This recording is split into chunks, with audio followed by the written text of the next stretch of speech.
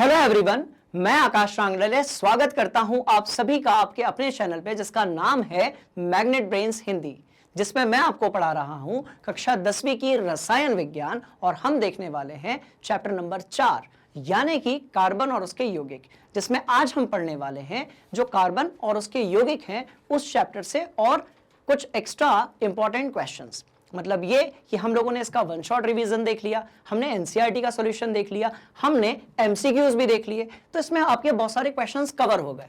पर जब आप एग्जाम की तैयारी करते हैं तो आप जितने भी सवाल लगाएंगे उतना आपका कॉन्सेप्ट जो है वो स्ट्रांग होगा। इसीलिए आज हम कुछ और ऐसे क्वेश्चंस करने वाले हैं जिसको हमारी टीम ने ढूंढ कर निकाला है पिछले सालों के क्वेश्चन पेपर से। मतलब ये कि यदि आप किसी भी बोर्ड में हैं, ठीक है, आपका कोई भी हिंदी मीडियम बोर्ड है, एमपी बोर्ड हो सकता है, बिहार बोर्ड हो सकता है, यूपी बोर्ड हो सकता है, राजस्थान बोर्ड हो सकता है, बात समझ में आ रही है? आप किसी भी बोर्ड में यदि है ना, तो उसमें कभी कभी क्या होता है, कुछ क्वेश्चंस ऐसे होते हैं जो किताब से थोड़े से हटकर आ जाते हैं। तो हमारी टीम ने आप लोगों के लिए रेडी किया हुआ है कुछ ऐसे ही इंपॉर्टेंट क्वेश्चंस। बात समझ में आ रही है? क्लियर हो गया? तो चलिए स्टार्ट करते हैं कार्बन और उसके यौगिक और वहां से कुछ इंपॉर्टेंट क्वेश्चंस। Got it? ध्यान से देखिए।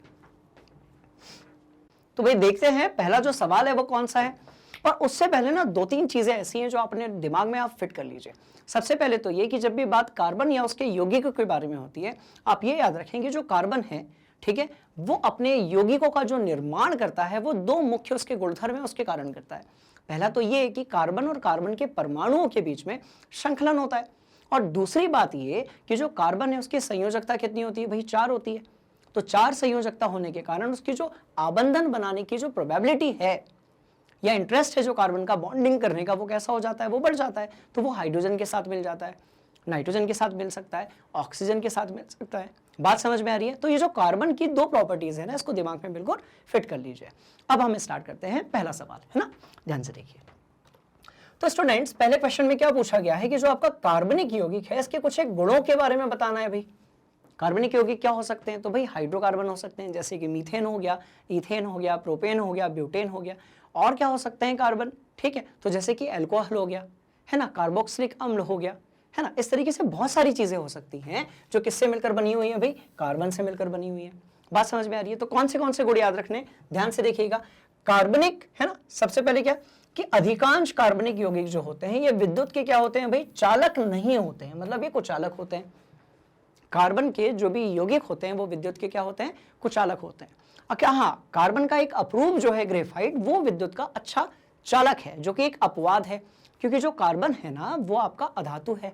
बात समझ में आ रही है? तो कार्बन, ठीक, जो कि एक ऐसा तत्व है जिसके बहुत सारे अप्रूव पाए जाते हैं, उसमें जो आपका ग्रेफाइट है वो चालक है, पर उसके यौगिक जो होते हैं, उसके जो हाइड्रोकार्बन होते हैं वो कैसे होते हैं? भाई कुचालक होते हैं।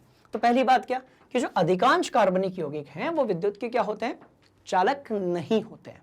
अच्छा, दूसरी बात ये कि आपने बहुत सारे कार्बनिक यौगिक को देखा होगा, जैसे पेट्रोल, डीजल, अल्कोहल, ऐसे बहुत सारे जो यौगिक होते हैं इनका जो क्वथनांक होता है और गलनांक होता है वो बहुत कम होता है। तो वो भी लिखा होना चाहिए यहाँ पर, है ना, ध्यान से देखिएगा। गलनांक और क्वथनांक जो है वो कैसा होता है? तो वो कम होता है।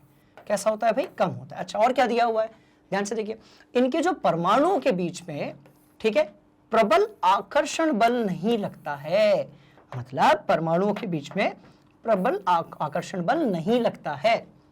बात समझ में आ रही है? अच्छा, एक और बात, इनके यौगिकों के आबंध से आयन की उत्पत्ति नहीं होती है। बिल्कुल सही बात है, इनके यौगिकों के आयन से, ठीक है, उत्पत्ति नहीं होती। कैसे नहीं होती? ध्यान से देखिए, एक हमने ले लिया यहां पर CH4, भाई हाइड्रोकार्बन ले लिया। अब क्या आपने कभी इसका आयनीकरण देखा है?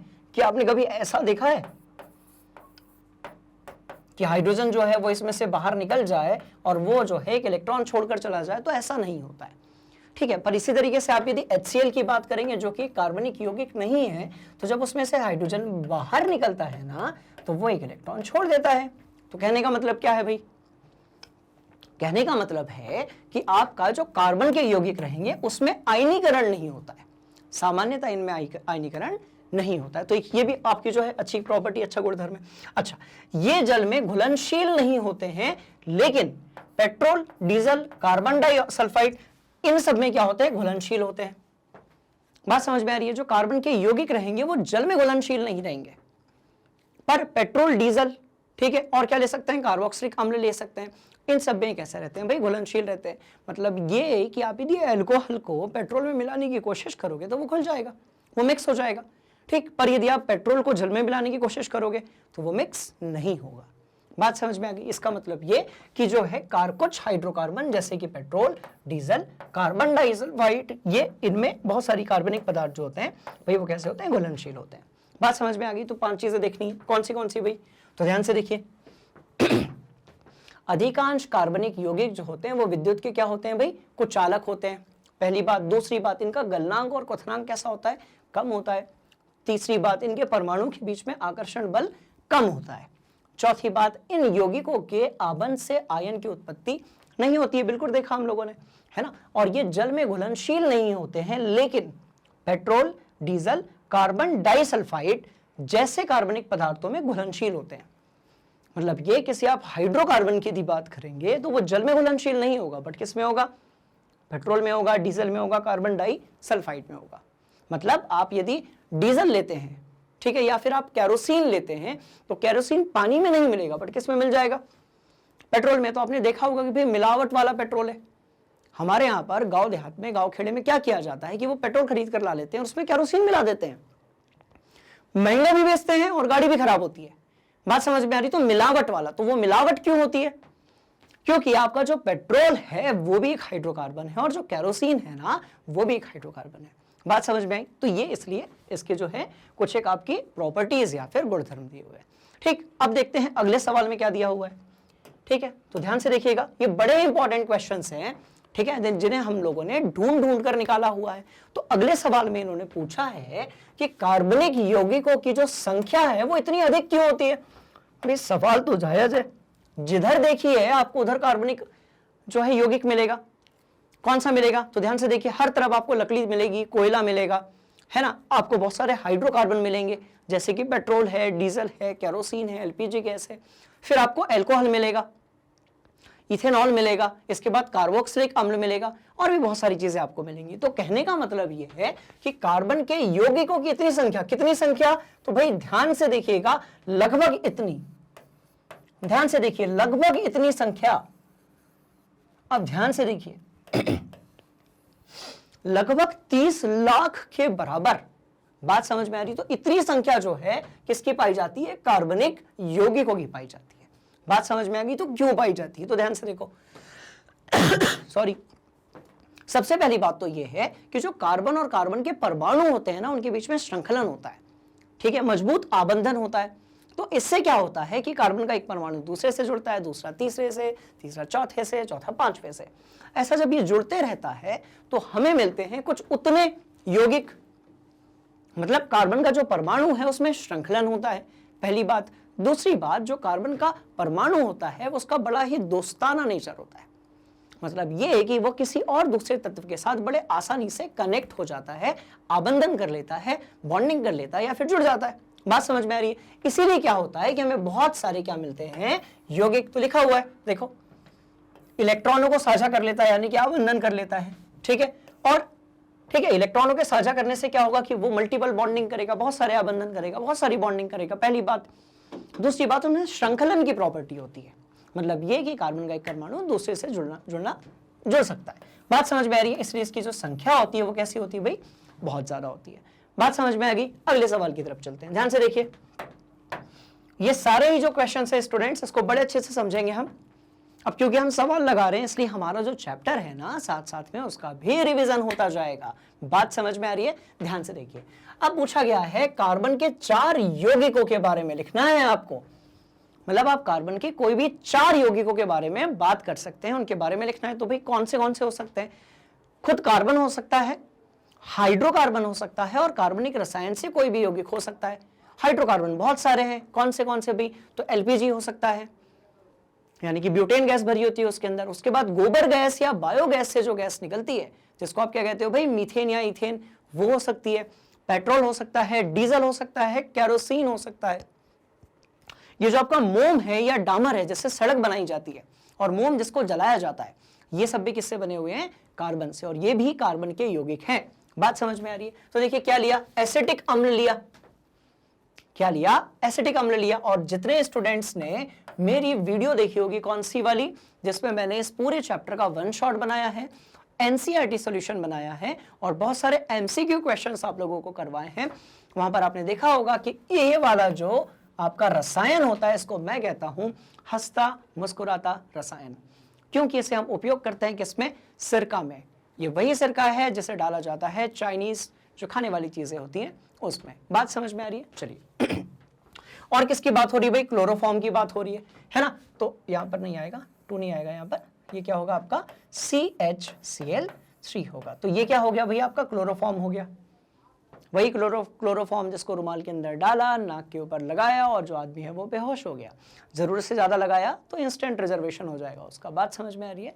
ठीक है, तो ध्यान से देखिएगा। तो क्लोरोफॉर्म बेहोशी के लिए उपयोग किया जाता है, कम उपयोग करेंगे तो अच्छा है, सिर्फ बेहोश होगा इंसान, ठीक है। और यदि बहुत ज्यादा उपयोग कर दिया तो वो हमेशा के लिए अपना होश जो है वो खो देगा।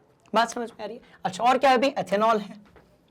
और क्या है, एथेनॉल है, यानी कि एक प्रकार का क्या है भाई, अल्कोहल है। तो ये भी किससे मिलता है, कार्बन से मिलता है। अच्छा, और क्या है भाई, मीथेन है। तो ये क्या है, ये गैसीय अवस्था में पाई जाती है। तो आप ध्यान से देखेंगे, ये जो नीचे के दोनों है ना, ये ईंधन का भी काम करते हैं। मीथेन जो है उसको भी जलाया जा सकता है, एथेनॉल जो है उसको वो भी ईंधन के काम आ सकता है। बात समझ में आ रही? तो हमारे आसपास ऐसी बहुत सारी चीजें हैं जो कार्बन से मिलकर बनी हुई है। क्लियर हो गया? ध्यान से देखो, acetic acid, chloroform, ethanol, methane, है ना। अगले सवाल की तरफ चलते हैं, ध्यान से देखिए, स्क्रीनशॉट ले लीजिए, ठीक।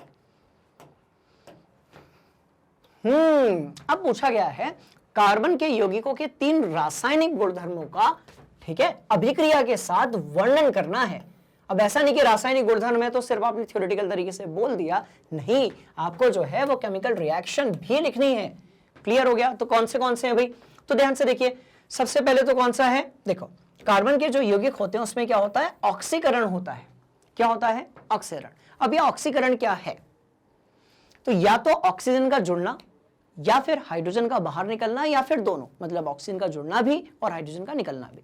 बात समझ में आ रही है? तो ध्यान से देखिए, ऑक्सीकरण के बारे में बात करेंगे तो आप देखेंगे, देखो क्या ये जो आपका CH4 है, जैसे आप मीथेन कहते हो, क्या ये ऑक्सीजन के साथ जुड़ रहा है? ध्यान से देखो, कार्बन जो है वो ऑक्सीजन के साथ जुड़ रहा है और इसमें से हाइड्रोजन भी बाहर आ रहा है। तो ये जो अभिक्रिया होगी ना स्टूडेंट्स, ये कैसी होगी भाई, ऑक्सीकरण। सिंपल सी चीज, ठीक है। इसी को हम क्या बोलेंगे, दहन भी बोलेंगे। और क्या बोलेंगे, दहन भी बोलेंगे। क्यों दहन हो रहा है भाई, क्योंकि CH4 O2 के साथ मिलकर क्या दे रहा है भाई, ऊष्मा दे रहा है, मतलब हीट जो है वो रिलीज हो रही है, ठीक है, ऊष्मा क्षेपी अभिक्रिया हो रही है। तो ऑक्सीकरण का एक जो एग्जाम्पल है वो और क्या है, दहन है आपका। ऑक्सीकरण क्यों हो रहा है, तो ऑक्सीजन जो है वो कार्बन से जुड़ रहा है और जो हाइड्रोजन है वो बाहर निकल रहा है। तो अभिक्रिया क्या होगी, वही ऑक्सीकरण होगी। सिंपल सी चीज है ना। तो पहली बात हो गई, देखो ये यहां पर भी इन्होंने ऑक्सीकरण करवाया गया है, जिसमें अल्कोहल का ऑक्सीकरण जब कराया गया। अच्छा, एक और चीज हमेशा याद रखें, कार्बनिक रसायन में बहुत सारी जो अभिक्रियाएं लिखी होती है ना, वो बैलेंस्ड नहीं होती है, वो सिर्फ आपको समझाने की पर्पज से लिखी होती है। बात समझ में आ रही? जैसे ऊपर वाली और नीचे वाली दोनों रिएक्शन जो है हम बैलेंस कर सकते हैं, बट वो बैलेंस्ड नहीं होती है। ऐसा सिर्फ 10th में नहीं होता, ऐसा 11th 12th की जो ऑर्गेनिक केमिस्ट्री होती है ना, उसमें भी होता है। बात समझ में आ रही है? तो जरूरी नहीं है कि ऑर्गेनिक केमिस्ट्री या कार्बनिक रसायन में जो भी रिएक्शंस लिखी होगी वो हमेशा बैलेंस्ड होगी। बात समझ में आ गई? चलिए, तो भाई पहले किसका दहन किया गया था, मीथेन का किया गया था। अब किसका कर रहे हैं, तो अल्कोहल का कर रहे हैं। तो अल्कोहल का दहन किया तो क्या मिला, ऊष्मा, और क्या मिला भाई, प्रकाश मिला। बात समझ में आ गई? अच्छा, इसके बाद किसके साथ अभिक्रिया करा रहे हैं, ध्यान से देखिए।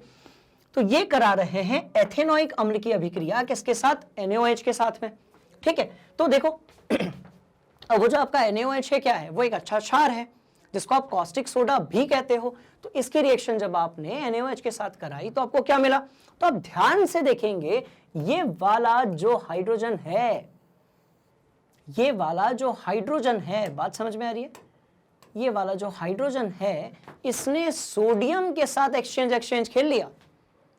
मतलब ये कि हाइड्रोजन चला गया OH के पास में और जो सोडियम था वो किसकी जगह जुड़ गया भाई, H की जगह पर जुड़ गया।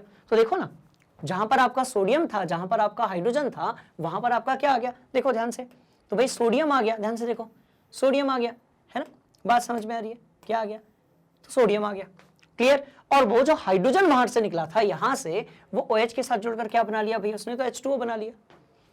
बात समझ में आ रही है? अच्छा, इसका नाम क्या होगा, सोडियम एसीटेट, क्योंकि किससे मिलकर बना हुआ है भाई, एसिटिक एसिड से बना हुआ है। एसिटिक एसिड क्या है, ठीक है, तो इसको अपन इथेनोइक एसिड भी कह सकते हैं। तो एसिटिक एसिड को जब आपने NaOH के साथ रिएक्शन कराया तो आपको मिला सोडियम एसीटेट और साथ में पानी।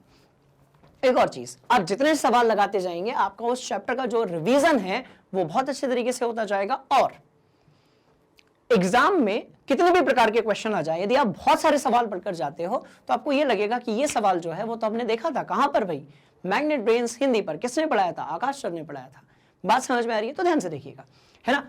तो ये आपकी रिएक्शन हो जाएगी। अच्छा, तीसरी रिएक्शन में क्या दिया गया है, ध्यान से देखिए। अब सोडियम की ये रिएक्शन करवा रहे हैं एथेनॉल के साथ में, तो क्या मिल रहा है, फिर से आपको वही चीज मिल रही है। फिर से यहां पर क्या हो रहा है भाई, हाइड्रोजन बाहर निकल रहा है। ध्यान से देखो, तो एक हाइड्रोजन इधर से बाहर निकला, यहां से, ठीक है, और ऐसे वाले कितने थे, 2 थे, तो दोनों हाइड्रोजन बाहर निकल गए।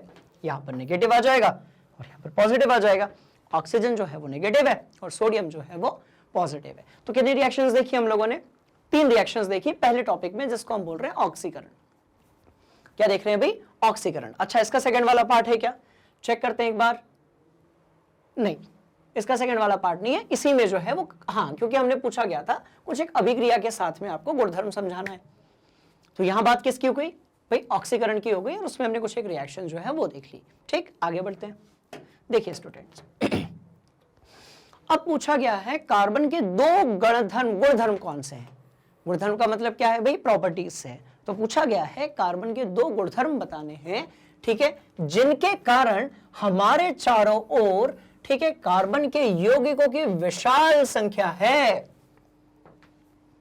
मतलब ये जो पेट्रोल है, डीजल है, केरोसिन है, एलपीजी सिलेंडर के अंदर पाई जाने वाली गैस है, गोबर गैस है, बायोगैस है, मोम है, डामर है जिससे सड़क बनाई जाती है, और भी ऐसी बहुत सारी चीजें, लकड़ी है, कोयला है, ये सब किससे मिलकर बना है भाई, कार्बन से मिलकर बना हुआ है। आप, मैं, हम सब किससे मिलकर बने हुए हैं, कार्बन से मिलकर बने हुए हैं। बात समझ में आ रही है? तो इसका मतलब कौन से 2 गुणधर्म है, तो पहली बात श्रृंखलन, कई बार देखा है, बिल्कुल याद हो गया होगा। दूसरी बात, ठीक है, चतुसंयोजकता, मतलब कार्बन का जो परमाणु होता है वो 4 आबंधन कर सकता है किसी दूसरे तत्व के साथ में या फिर कार्बन के साथ में, तो वही लिखा होगा, ध्यान से देखिएगा। चतुसंयोजकता और क्या, श्रृंखलन। श्रृंखलन क्या होती है भाई, तो ध्यान से देखिए, पहला, दूसरा, तीसरा, चौथा, 5वां, 6वां, चलते रहेगी कहानी। बस याद रखना है कि कार्बन के आबंध कितने होने चाहिए भाई, 4 होने चाहिए। तो बन तो गया हाइड्रोकार्बन। अब यदि आप यहां पर ऐसे हाइड्रोजन लगाना चालू कर देंगे तो क्या बन जाएगा, हाइड्रोकार्बन बन जाएगा। चलो लगा दो, जितने चाहें उतने लगा दो, परेशान होने की जरूरत नहीं है, ठीक है। जब तक टीचर्स हैं तब तक आप परेशान ना हो, जब तक मैग्नेट ब्रेन्स हिंदी है तब तक आप बिल्कुल परेशान ना हो। आप बार बार यहां पर आइए, बहुत सारे क्वेश्चंस आप देखिए और अपनी जो एग्जाम है उसकी बढ़िया तरीके से तैयारी कीजिए। बात समझ में आ रही है? तो ठीक है भाई, तो पहली बात चतुसंयोजकता, दूसरी बात श्रृंखलन। मैंने आपको बताया था, याद करिए एमसीक्यू वाले उसमें या 1 शॉट वीडियो में भी, कि एक तरफ आपको यहां पर टैटू बनवाना है, जो कार्बन है उसकी संयोजकता कितनी होती है भाई, 4 होती है, ठीक है, और दूसरी तरफ श्रृंखलन होता है, मतलब कार्बन बोले तो 4 बॉन्ड। ये 2 चीजें आप याद रखिए, सभी जगह काम आएगा। ठीक हो गया, स्क्रीनशॉट, आगे बढ़ते हैं। चलो अब देखते हैं अगला सवाल। अब क्या पूछा गया भाई, कार्बन के कितने अपरूप हैं, इनमें से कौन सा अधिक कठोर और कौन सा मुलायम है। सवाल पैदा होता है, ये अपरूप क्या होते हैं, ये जो अपरूप लिखा हुआ है ये क्या होते हैं, अपरूप या अपर रूप क्या होते हैं। तो भाई ये होते हैं अवतार। मतलब यदि हम रसायन विज्ञान की बात करें तो इसमें जो भगवान है वो है कार्बन। बात समझ में आ रही है? मतलब ये इतना दमदार तत्व है स्टूडेंट्स की रसायन विज्ञान की पूरी एक शाखा ही कार्बन से बनी है, जिसका नाम ही कार्बनिक रसायन है, जिसको आप ऑर्गेनिक केमिस्ट्री कहते हो। भाई रसायन विज्ञान की जब आप बात करते हैं तो 3 शाखाएं होती हैं, एक तो फिजिकल केमिस्ट्री यानी कि भौतिक रसायन, दूसरी कैसी है, अकार्बनिक रसायन जिसको आप इनऑर्गेनिक केमिस्ट्री कहते हो, जिसमें आप बाकी तत्वों के बारे में पढ़ते हो, और एक है आपकी कार्बनिक रसायन या फिर ऑर्गेनिक केमिस्ट्री जिसमें आप उन यौगिकों के बारे में पढ़ते हो जो कार्बन से मिलकर बने हुए हैं। कहानी समझ में आ रही है? तो रसायन विज्ञान की जो 3 मुख्य शाखाएं हैं उसमें अकेली एक शाखा जो है जिसे आप कार्बनिक रसायन कहते हैं, वो किससे बनी है, तो कार्बन और उसके यौगिकों से बनी हुई है। अब आते हैं सवाल पर। ठीक, कार्बन के कितने अपरूप हैं, यानी कि कितने अवतार हैं, बात समझ में आ रही है? तो जिस पर एक पूरी की पूरी ब्रांच बन गई केमिस्ट्री की, उस तत्व की वैल्यू तो होगी और उसके अवतार यानी कि अपरूप तो बिल्कुल पाए जाएंगे। बात समझ में आ रही है? तो ध्यान से देखिएगा, आपका जो कार्बन है ना, इसके दो होते हैं, प्रकृति में दो पाए जाते हैं भाई। एक तो ग्रेफाइट है, एक तो क्या है आपका ग्रेफाइट है, ठीक है, और दूसरा कौन सा है? तो हीरा है। अच्छा सर, ग्रेफाइट अलग चीज है, हीरा अलग चीज है। एक बहुत सस्ता होता है, एक बहुत महंगा होता है, एक बहुत नाजुक होता है, एक बहुत कठोर होता है। इसके पीछे की कहानी क्या है? तो भाई बने कार्बन से ही है। पर वो जो परमाणुओं के अंदर की बात है, वो जो अंदर की बात है ना, वो कम लोगों को पता होती है कि जो आंतरिक संरचना है किसकी भाई? ग्रेफाइट की और हीरे की ना, उसमें अंतर पाया जाता है। बात समझ में आ रही है? किस तरीके से कार्बन का एक परमाणु दूसरे से कनेक्टेड है, जुड़ा हुआ है, वो संरचना दोनों में अलग अलग होती है। इसीलिए जब बात होगी किसकी? कार्बन के अपरूप की, तो सबसे पहले बात होगी ग्रेफाइट की और उसके बाद बात होगी हीरे की। तो हीरा जो है वो कैसा होगा भाई? तो हीरा जो है वो कठोर होगा। ये इतना कठोर होता है, हीरी तो नहीं होगा सर, हीरा ही होगा। उल्टा हो गया, आपने उल्टा लिख दिया, क्या फर्क पड़ता है? ठीक है ना, कहानी समझ में आ रही है? तो जो कठोर है वो क्या होगा? हीरा, और जो मुलायम है वो क्या होगा? आपका ग्रेफाइट। कहानी समझ में आ रही है? तो बड़ा ही आसान है, ठीक। हीरा कैसा होगा? कठोर होगा, और ग्रेफाइट कैसा होगा? मुलायम होगा। हीरा जो है वो कैसा है भाई? कुचालक है, किसका? विद्युत का। और जो ग्रेफाइट है वो सुचालक है, किसका? विद्युत का। और यह अपवाद भी है, क्योंकि कार्बन एक अधातु है और अधातुएं जो होती हैं वो विद्युत का चालक नहीं करती हैं। बात समझ में आ गई? तो देखिए, हीरा इतना कठोर है कि इससे आप कांच भी काट सकते हो, ठीक है। तो लिखा हुआ है कौन से? हीरा और ग्रेफाइट। हीरा कैसा है भाई? तो कठोर है। ग्रेफाइट कैसा है? तो मुलायम होता है। हीरे का उपयोग गहना बनाने में किया जाता है, ग्रेफाइट का उपयोग ल्यूब्रिकेंट में किया जाता है, क्योंकि चिकना है और मुलायम है, ल्यूब्रिकेंट के रूप में किया जाता है। और एक उपयोग ऐसा है जिसको हम सब करते हैं भाई, पेंसिल के अंदर वो जो उसकी छड़ डली होती है ग्रेफाइट की, उसी से तो हम लिखते हैं। बात समझ में आ रही है? तो हीरा, ठीक है, ग्रेफाइट और हीरा। चलो अगले सवाल की तरफ चलेंगे। अगले सवाल में क्या पूछा गया है? कार्बन यौगिकों के क्वथनांक और गलनांक कम होते हैं, इससे इनकी प्रकृति के बारे में क्या कहा जा सकता है? भाई क्वथनांक और गलनांक कम तो होते हैं, ये तो बिल्कुल सही बात है। आप यदि अपने हाथ पर पेट्रोल रख देंगे यहाँ पर, थोड़ी देर बाद आपको बड़ा ठंडा ठंडा सा लगेगा और थोड़ी देर बाद धीरे धीरे धीरे पूरा जो पेट्रोल है वो उड़ जाएगा। मतलब जो हमारा रूम टेम्परेचर है या वातावरण का तापमान है, उसमें ही इतनी ऊष्मा है कि उससे उसका जो अवस्था है उसमें क्या आ गया भाई? परिवर्तन आ गया। कहने का मतलब ये हुआ कि इनका जो क्वथनांक है और गलनांक है ना, वो कैसा होता है? कम होता है। अच्छा क्यों होता है? ध्यान से देखते हैं। देखिए, यौगिकों के अणुओं के बीच में प्राबल बंधन नहीं होता। सीधी सी बात है, जिन चीजों के बीच में बंधन नहीं होता अच्छे से, वो चीजें जल्दी टूट जाती हैं, जल्दी बिखर जाती हैं। बात समझ में आ रही है? इसलिए क्या करना है? स्ट्रॉन्ग बॉन्डिंग बनानी है पढ़ाई के साथ में। कैसे बनाओगे? कॉन्सेप्ट को आसानी से समझकर। यदि कॉन्सेप्ट समझ में आ गया तो पढ़ाई के साथ जो बॉन्डिंग है ना, वो बहुत अच्छी होगी और जिसमें आपको भविष्य में जल्दी सफलता मिलेगी। कहानी समझ में आ रही है? तो ध्यान से देखिए, तो बंधन बनाने के लिए जो आयनों का निर्माण ही नहीं होता भाई, आयन ही नहीं बनेंगे तो बंधन जो है वह स्ट्रांग नहीं होगा, जो बॉन्ड है वो वीक रहेगा। कहानी समझ में आ रही है? इसका मतलब यह हुआ कि अब प्रबल बंधन यदि होगा ही नहीं, ठीक है, तो उनके बीच में जब फोर्स ऑफ अट्रैक्शन ज्यादा नहीं होगा, बंधन ज्यादा नहीं होगा, तो क्वथनांक और गलनांक कैसा होगा भाई? कम हो जाएगा। मतलब यह है कि आप थोड़ा सा ऊष्मा देंगे, तापमान बढ़ाएंगे, और जो अणु है, कण है, उसके बीच की दूरी बढ़ने लगेगी, क्योंकि आपस में आकर्षण बल कैसा है भाई? बहुत कम है। कहानी समझ में आ रही है? तो ये हमारा आंसर होना चाहिए कि अणुओं के बीच में जो बंधन है वो कैसा है? प्रबल नहीं है, निर्बल है। कहानी समझ में आ रही है? बंधन तो है पर प्रबल नहीं है। क्लियर हो गया? ठीक। अब देखते हैं अगले सवाल में क्या पूछा गया। अब ये बात कर रहे हैं, क्या आप डिटर्जेंट का उपयोग करके बता सकते हैं कि कोई जल कठोर है या फिर नहीं है?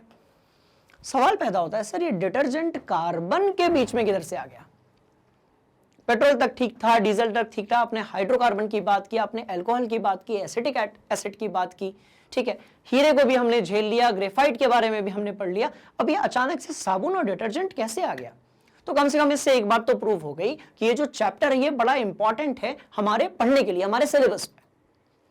बात समझ में आ रही है? क्योंकि इस चैप्टर में ऐसी ऐसी हम चीजें पढ़ रहे हैं जो पहले से हम जानते हैं कि हमारे आसपास दी हुई है। किसकी बात हो रही है भाई? तो बात हो रही है डिटर्जेंट की। अब ये जो डिटर्जेंट है इसको हम और क्या कहते हैं? अपमार्जक कहते हैं, है ना। तो अब देखो, अब एक छोटा सा एक्सपेरिमेंट करते हैं, मतलब ये कि सवाल जो भी पूछा गया हो हम कॉन्सेप्ट को पहले समझेंगे, ठीक है। तो एक छोटा सा हम क्या करते हैं, एक्सपेरिमेंट करते हैं, ध्यान से देखिएगा। आपने सुना होगा बच्चों, खारा पानी होता है, तो जो खारा पानी होता है ना, उसमें जो कपड़े होते हैं ना, वो अच्छे से साफ नहीं होते हैं। बात समझ में आ रही है? क्यों नहीं होते हैं? क्योंकि जो साबुन होती है वो झाग का निर्माण बहुत अच्छे से मृदु जल में करती है, यानी कि सॉफ्ट वाटर में करती है, ठीक है। और जो हार्ड वाटर होता है, जिसको आप कठोर जल कहते हो, ठीक है, जिसको आप खारा पानी भी कहते हो, उसमें जो साबुन है वो अच्छे तरीके से अभिक्रिया नहीं करती है। तो साबुन को आप खारे पानी में डालेंगे तो झाग कम मिलेगा या नहीं के बराबर मिलेगा, ठीक है। साबुन को आप यदि मृदु जल यानी कि मीठे पानी में डालेंगे, ठीक है, तो आपको झाग अच्छे से मिलेगा।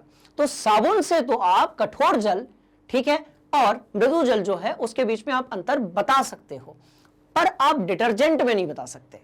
यानी कि अपमार्जक जो रहता है वो मृदु जल के साथ भी अभिक्रिया करता है और खारे पानी के साथ भी करता है। मतलब ये कि पानी मीठा हो या खारा हो, निरमा दोनों में काम करेगा। बात समझ में आ रही है? पर यदि मीठा पानी है तो ही साबुन की टिकिया काम करेगी, पर खारा पानी है तो वो कपड़े को अच्छे से साफ नहीं करेगी। अब देखते हैं इनका क्या कहना है, ध्यान से देखो भाई। अपमार्जक क्या होते हैं? तो लंबी कार्बोक्सिलिक अम्ल की श्रृंखला होती है। किसकी होती है? तो ध्यान से देखिए, अमोनियम की होती है और किसकी होती है? सल्फोनेट लवण की होती है। बात समझ में आ रही है? तो ध्यान से देखिए, तो क्या होगा, क्या लिखा हुआ? इन यौगिकों का अवशिष्ट सिरा कठोर जल में उपस्थित कैल्शियम और मैग्नीशियम आयन के साथ अघुलनशील पदार्थ नहीं बनाता है, जिसके कारण आप यह नहीं बता सकते कि जो आपके डिटर्जेंट या फिर अपमार्जक होते हैं वो कठोर जल और मृदु जल के बीच में अंतर बता सके। बात समझ में आ रही है? अगले सवाल की तरफ चलेंगे, है ना। तो ध्यान से देखिए भाई, अगला सवाल क्या कह रहा है ना। ये वाला तो क्लियर हो गया होगा आपको बढ़िया से। तो अगला सवाल क्या कह रहा है कि जो समजातीय श्रेणी है वो क्या होती है। फिर से वही बात, कार्बन के परमाणुओं के बीच में श्रृंखलन होता है। मतलब ये कि टॉपिक्स और क्वेश्चंस को इतनी बार पढ़ लो, इतने अच्छे तरीके से समझ लो, इतना बढ़िया तरीके से रिवीजन कर लो कि यहाँ क्लास में ही सब कुछ हो जाए, ठीक है। घर के लिए कोई होमवर्क नहीं है। बात समझ में आ रही है? आप बस क्लास में बने रहिए, सारी चीजें वन बाय वन आपके दिमाग के अंदर बिल्कुल फिट कर दी जाएगी, कम से कम एग्जाम्स तक तो। बात समझ में आ गई? फिर से क्या बात हो रही है? सजातीय श्रेणी की बात हो रही है, समजातीय श्रेणी की बात हो रही है। अब ये समजातीय श्रेणी क्या होती है? तो देखिए, कार्बन में क्योंकि श्रृंखलन होता है और कार्बन की जो संयोजकता है वो 4 होती है, इसलिए जो कार्बन है उसमें आबंधन होता है दूसरे कार्बन के परमाणुओं के साथ में। दूसरे कार्बन के परमाणुओं के साथ आबंधन होने के कारण बहुत लंबी लंबी चेन मिलती रहती है, पहला कार्बन, दूसरा, तीसरा, चौथा, पांचवा, छठवां। ये जो समजातीय श्रेणी होती है इसको हम कहते हैं हाइड्रोकार्बन। और ये कितने रूप में विभाजित होता है भाई? 3 रूप में। कौन से? तो एल्केन होता है, एल्कीन होता है और एल्काइन होता है। कार्बन और कार्बन के बीच में जब सभी बंध कैसे होते हैं? एकल होते हैं, यानी कि सिंगल बॉन्ड होता है, तो हम उसे एल्केन कहते हैं। यदि कार्बन और कार्बन के बीच में डबल बॉन्ड या द्विआबंध होगा तो आप उसे क्या बोलेंगे? एल्कीन बोलेंगे। और यदि कार्बन और कार्बन के बीच में, किसी भी हाइड्रोकार्बन के अंदर कार्बन और कार्बन के बीच में यदि 3 आबंध हैं, त्रिआबंध है, ट्रिपल बॉन्ड है, तो आप उसे क्या बोलेंगे? एल्काइन बोलेंगे। बात समझ में आ रही है? तो समजातीय श्रेणी जो है वो इसलिए बनती है क्योंकि ये आबंधन होता है। और ये जो आबंधन है वो क्यों होता है भाई? क्योंकि श्रृंखलन यानी कि कैटेनेशन का गुणधर्म होता है, प्रॉपर्टी होती है किसकी? कार्बन की। समझते हैं क्या लिखा हुआ है, देखो। कार्बन के यौगिकों का एक ऐसा समूह होता है जिसकी संरचनाएं तथा रासायनिक गण क्या होते हैं भाई? गुण जो है वो कैसे होते हैं? समरूप होते हैं। और 2 क्रमागत सदस्यों के बीच में जो CH2 का अंतर होता है, कितना होता है भाई? CH2 का अंतर होता है।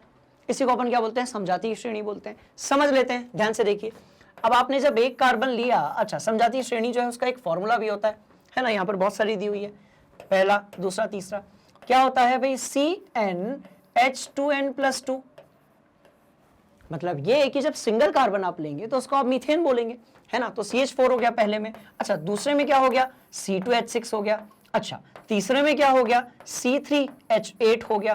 तो आप यदि ध्यान से देखेंगे, ठीक है, तो हाइड्रोजन जो है वो 2-2 के क्रम में बढ़ रहे हैं और कार्बन जो है वो 1-1 के क्रम में बढ़ रहा है। मतलब ये कि जब आप इससे यहां पर पहुंचे, ध्यान से देखिए, जब आप ये यहां पर पहुंचे तो प्लस CH2 हो गया इसमें। जब आप इससे यहां पर पहुंचे तो क्या हो गया? प्लस CH2 हो गया भाई, मतलब ध्यान से देखो, 2 कार्बन है, 2 से कितने हो गए 3, 6 से कितने हो गए 8। तो कार्बन जो है वो 1 इकाई बढ़ रहा है और जो हाइड्रोजन है वो 2 इकाई बढ़ रहा है। बात समझ में आ रही है? तो इस तरीके से जो है क्या होगा भाई, जो समजातीय श्रेणी होगी वो अगले क्रम में बढ़ती जाएगी। तो वही तो लिखा हुआ है कि इनके बीच में CH2 किसका अंतर होता है भाई, CH2 का अंतर होता है, CH2 का अंतर होता है। बात समझ में आ गई? तो क्या कहलाती है, समजातीय श्रेणी कहलाती है। बहुत सारे एग्जांपल लेते हैं। CH4 बिल्कुल बनाया, ये देखो देखो यहां बनाया बच्चों, ठीक है, ये देखो, फिर ये देखो। कहने का मतलब ये है कि यदि कॉन्सेप्ट तगड़ा है, यदि सारी चीजों को आपने सीख लिया है तो फिर घबराने की जरूरत ही नहीं है ना। सवाल लगाएंगे, कॉन्सेप्ट बनाएंगे और एग्जाम में धमाका करेंगे। बात समझ में आ रही है? ध्यान से देखिएगा। वही चीज लिखी हुई है फिर से, ठीक। अगले सवाल की तरफ चलेंगे। तो 2-3 चीजें हैं, उसको दिमाग के अंदर फिट कर लीजिए, ठीक है, क्योंकि आप लोगों की जो स्ट्रेंथ है उस पर हमें कोई डाउट नहीं है। बात समझ में आ रही है? मेहनत हमारी है, मेहनत थोड़ी सी आप कीजिए, सफलता जो है वो भी आपकी है। मतलब मेहनत हमारी है, सफलता आपकी है। बात समझ में आ गई? तो आपकी स्ट्रेंथ पर कोई डाउट नहीं है। अब बिना इंटरेस्ट के, मतलब पढ़ाई लिखाई में यदि हम वास्तविक बात करें तो बहुत सारे बच्चों को कोई इंटरेस्ट नहीं होता है। अब बिना इंटरेस्ट के, ठीक है, हर चैप्टर में, हर सब्जेक्ट में पास होकर दिखाते हो। बहुत सारे बच्चे तो बिना इंटरेस्ट के पढ़ाई करते हैं और अच्छा रिजल्ट लाकर दिखाते हैं। और जिन चीजों को आप पढ़ते हो वो आप उस साल के पाठ्यक्रम में पहली बार देखते हो, और यदि उसके बाद भी आपका रिजल्ट अच्छा आ रहा है, बात समझ में आ रही है, उसके बाद भी यदि आपका रिजल्ट अच्छा आ रहा है, इसका मतलब आपका जो ब्रेन है वो बिल्कुल परफेक्ट है, उसमें कोई प्रॉब्लम नहीं है। मतलब आपकी जो स्ट्रेंथ है वो बहुत ज्यादा है। क्या करना है, थोड़ी सी अंडरस्टैंडिंग बढ़ानी है कॉन्सेप्ट की, थोड़ा सा रिवीजन बढ़ा लेना है, और थोड़ा सा मैग्नेट ब्रेन्स हिंदी प्लेटफॉर्म पर आकर सारे क्वेश्चंस को मेरे साथ लगाना है। बात समझ में आ गई? जब ये हो जाएगा ना, तो उसके बाद आपकी जो तैयारी है एग्जामिनेशंस के लिए वो बहुत अच्छी हो जाएगी। क्लियर हो गया? आगे बढ़ते हैं। देखो क्या पूछा गया भाई, समावयवता, समावयवता। बात समझ में आ रही है? मतलब कि किसकी बात हो रही है, तो आइसोमेरिज्म की बात हो रही है ना। अब ये क्या है भाई, ये किसे कहते हैं, इसका उदाहरण दें। देखिए ये जो भी यहां पर लिखा हुआ था इसका मैं प्रॉपर्ली उच्चारण भी नहीं कर पा रहा था। तो ना विज्ञान में ऐसा ही होता है स्टूडेंट्स। विज्ञान के साथ बात क्या है ना कि उसमें कॉन्सेप्ट बड़ा आसान रहता है। जो कॉन्सेप्ट है उसमें कोई दम ही नहीं रहता। अब देखो हम सब लोग बोलते हैं अवतार, विज्ञान वाले क्या बोलते हैं, अपरूप या अपर रूप। बात समझ में आ रही है? हम बोलते हैं विभिन्न संरचना, अलग अलग टाइप के स्ट्रक्चर्स, और वो क्या बोलते हैं भाई, समावयवता। बात समझ में आ रही है? समावयवता। अब जाकर सही तरीके से प्रोनाउंशिएट हुआ। कहानी समझ में आ रही है? तो इसका मतलब क्या हुआ ना कि विज्ञान में ना शब्द बड़े अजीब से रहते हैं, बट उनका जो मतलब है ना वो बड़ा आसान रहता है। ये टॉपिक करने से पहले एक एग्जांपल लेते हैं। बात समझ में आ रही है? आप मुझे देख रहे हैं, अब ध्यान से देखिए। मॉर्निंग में हम सबके स्कूल्स में पीटी होती है, राइट। बहुत सारे बच्चे सो जाते हैं, बहुत सारे बच्चे करते हैं। जो करते हैं उनको ऑब्जर्व करना है। ध्यान से देखिए, 1 2 3 4 5 6 7, हम जो भी करेंगे उस समय पर जो हमारे शरीर की संरचना है वो कैसी हो रही है, बदल रही है।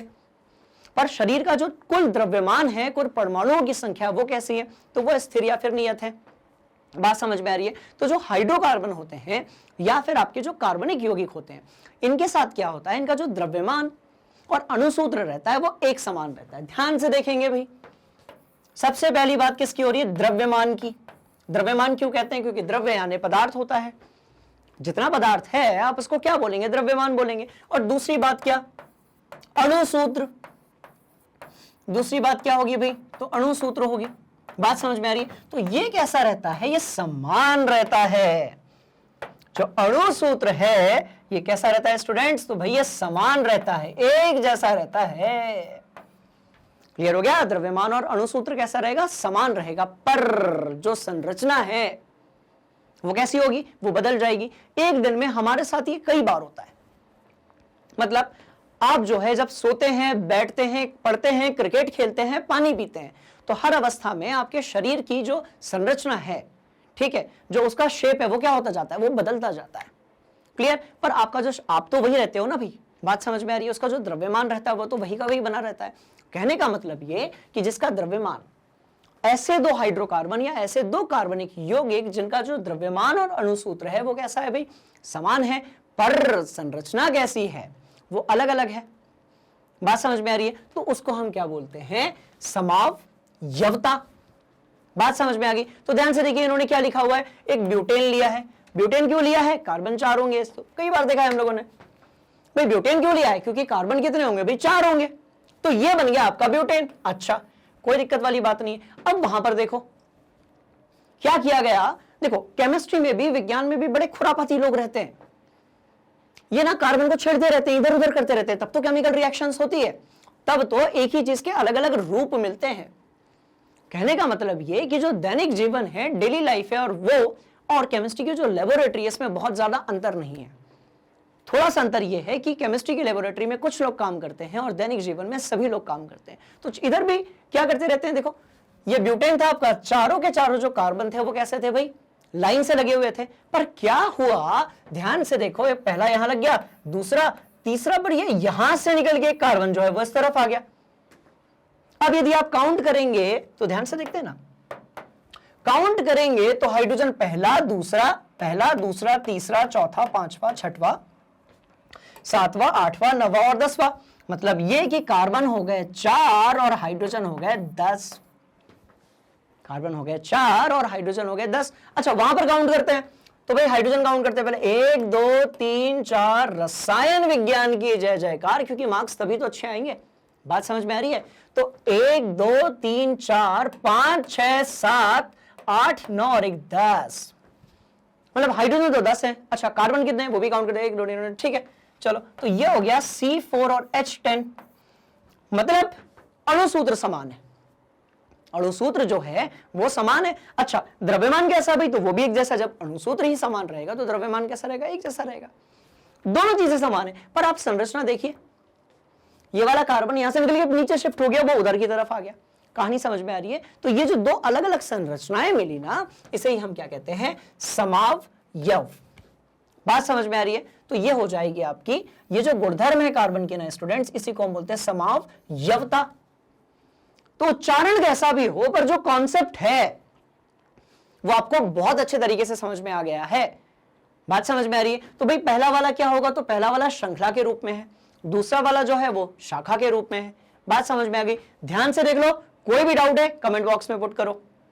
ठीक है, हमारी जो टीम है वहां पर आपके सारे डाउट्स को, ठीक है, कलेक्ट करेगी, और यदि बहुत सारे डाउट्स हमारे पास पहुंच गए तो आपके हर डाउट को मिलाकर हम एक नया वीडियो रिलीज करेंगे, क्योंकि आपकी जो एग्जामिनेशन की तैयारी है ना, उसमें कमी नहीं रहनी चाहिए। बात समझ में आ गई? ध्यान से देखिएगा। चलो, क्या लिखा हुआ है भाई, पढ़ लेते हैं। अब तो समझ में आ गया ना, अब तो किताबी जो भाषा है वो आपको समझ में आ ही जाएगी। ठीक है, तो समान आणविक सूत्र, हाँ बिल्कुल सही है, अणुसूत्र एक जैसा है, पढ़ लिया है सर हमने।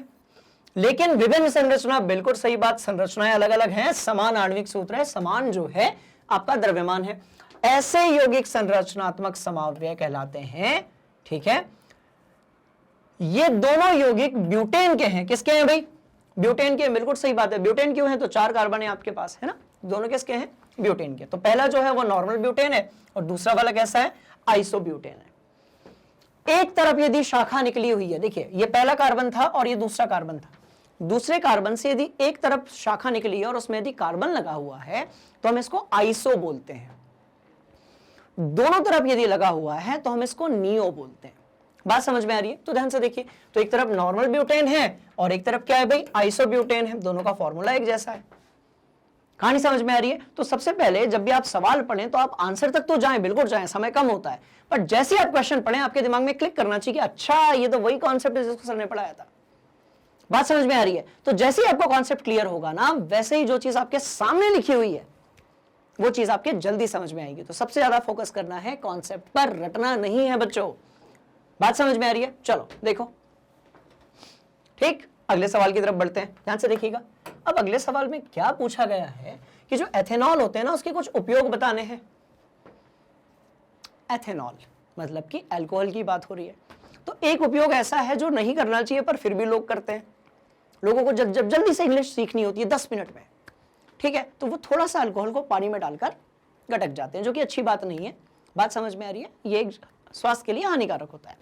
ठीक है, तो एक ये उपयोग तो है, क्योंकि अब ऐसा तो है नहीं कि आपको ये उपयोग पता नहीं होगा और मैं सिर्फ रसायन जो विज्ञान की लेबोरेटरी है वहां पर यूज होने वाले जो उसके उपयोग है उसके बारे में बात करूंगा, ऐसा तो है नहीं। बात समझ में आ रही है? तो आप ये जो मदिरा का सेवन है इसको आप उपयोग नहीं बोल सकते, ये उसका साइड इफेक्ट है, ये दुरुपयोग है।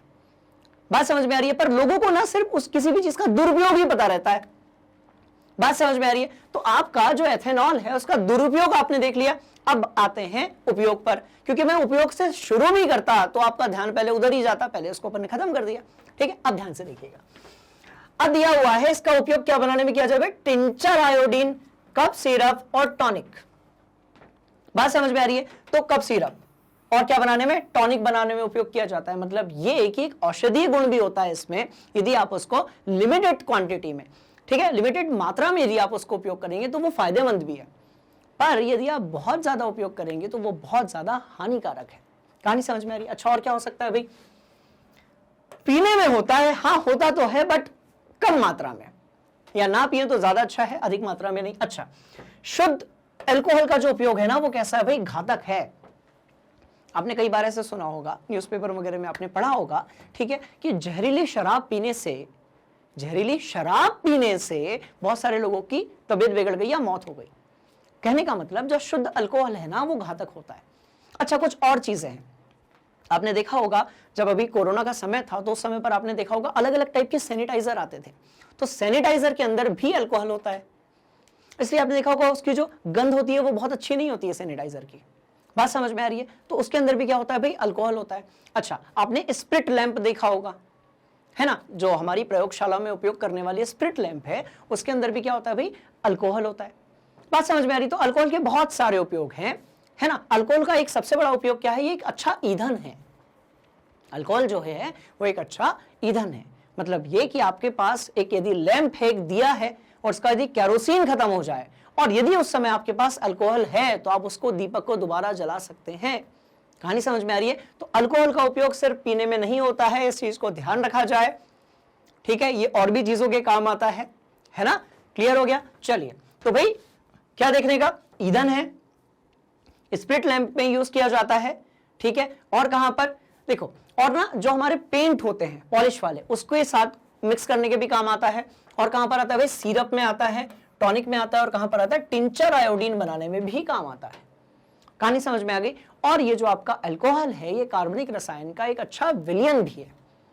मतलब इसमें दूसरे बहुत सारे जो कार्बनिक रसायन हैं, ठीक है, जिनके अंदर हाइड्रोजन आबंधन होता है, वो घुलनशील होते हैं। कहानी समझ में आ रही है? तो ये हमारा आंसर था। आपसे यदि पूछा जाए कि एथेनॉल का क्या उपयोग है, एथेनॉल क्या है, तो भाई एक प्रकार का अल्कोहल है। क्लियर? आगे बढ़ते हैं। अगले सवाल में पूछा गया है सहसंयोजी आबंध किसे कहते हैं। तो आबंध की तो बात की जाएगी, पर आप मुझे एक बात बताइए, क्या आप लोगों को क्रिकेट पसंद है? ठीक है, तो बचपन में कैसा होता था भाई? एक आपका जो दोस्त है वो बॉल लेकर आ गया और आप जो है वो बैट लेकर चले गए। एक बॉल लेकर आ गया, आप एक बैट लेकर चला गया और क्रिकेट शुरू हो गया। गली में, मोहल्ले में, मैदान में, कहीं पर भी शुरू हो गया।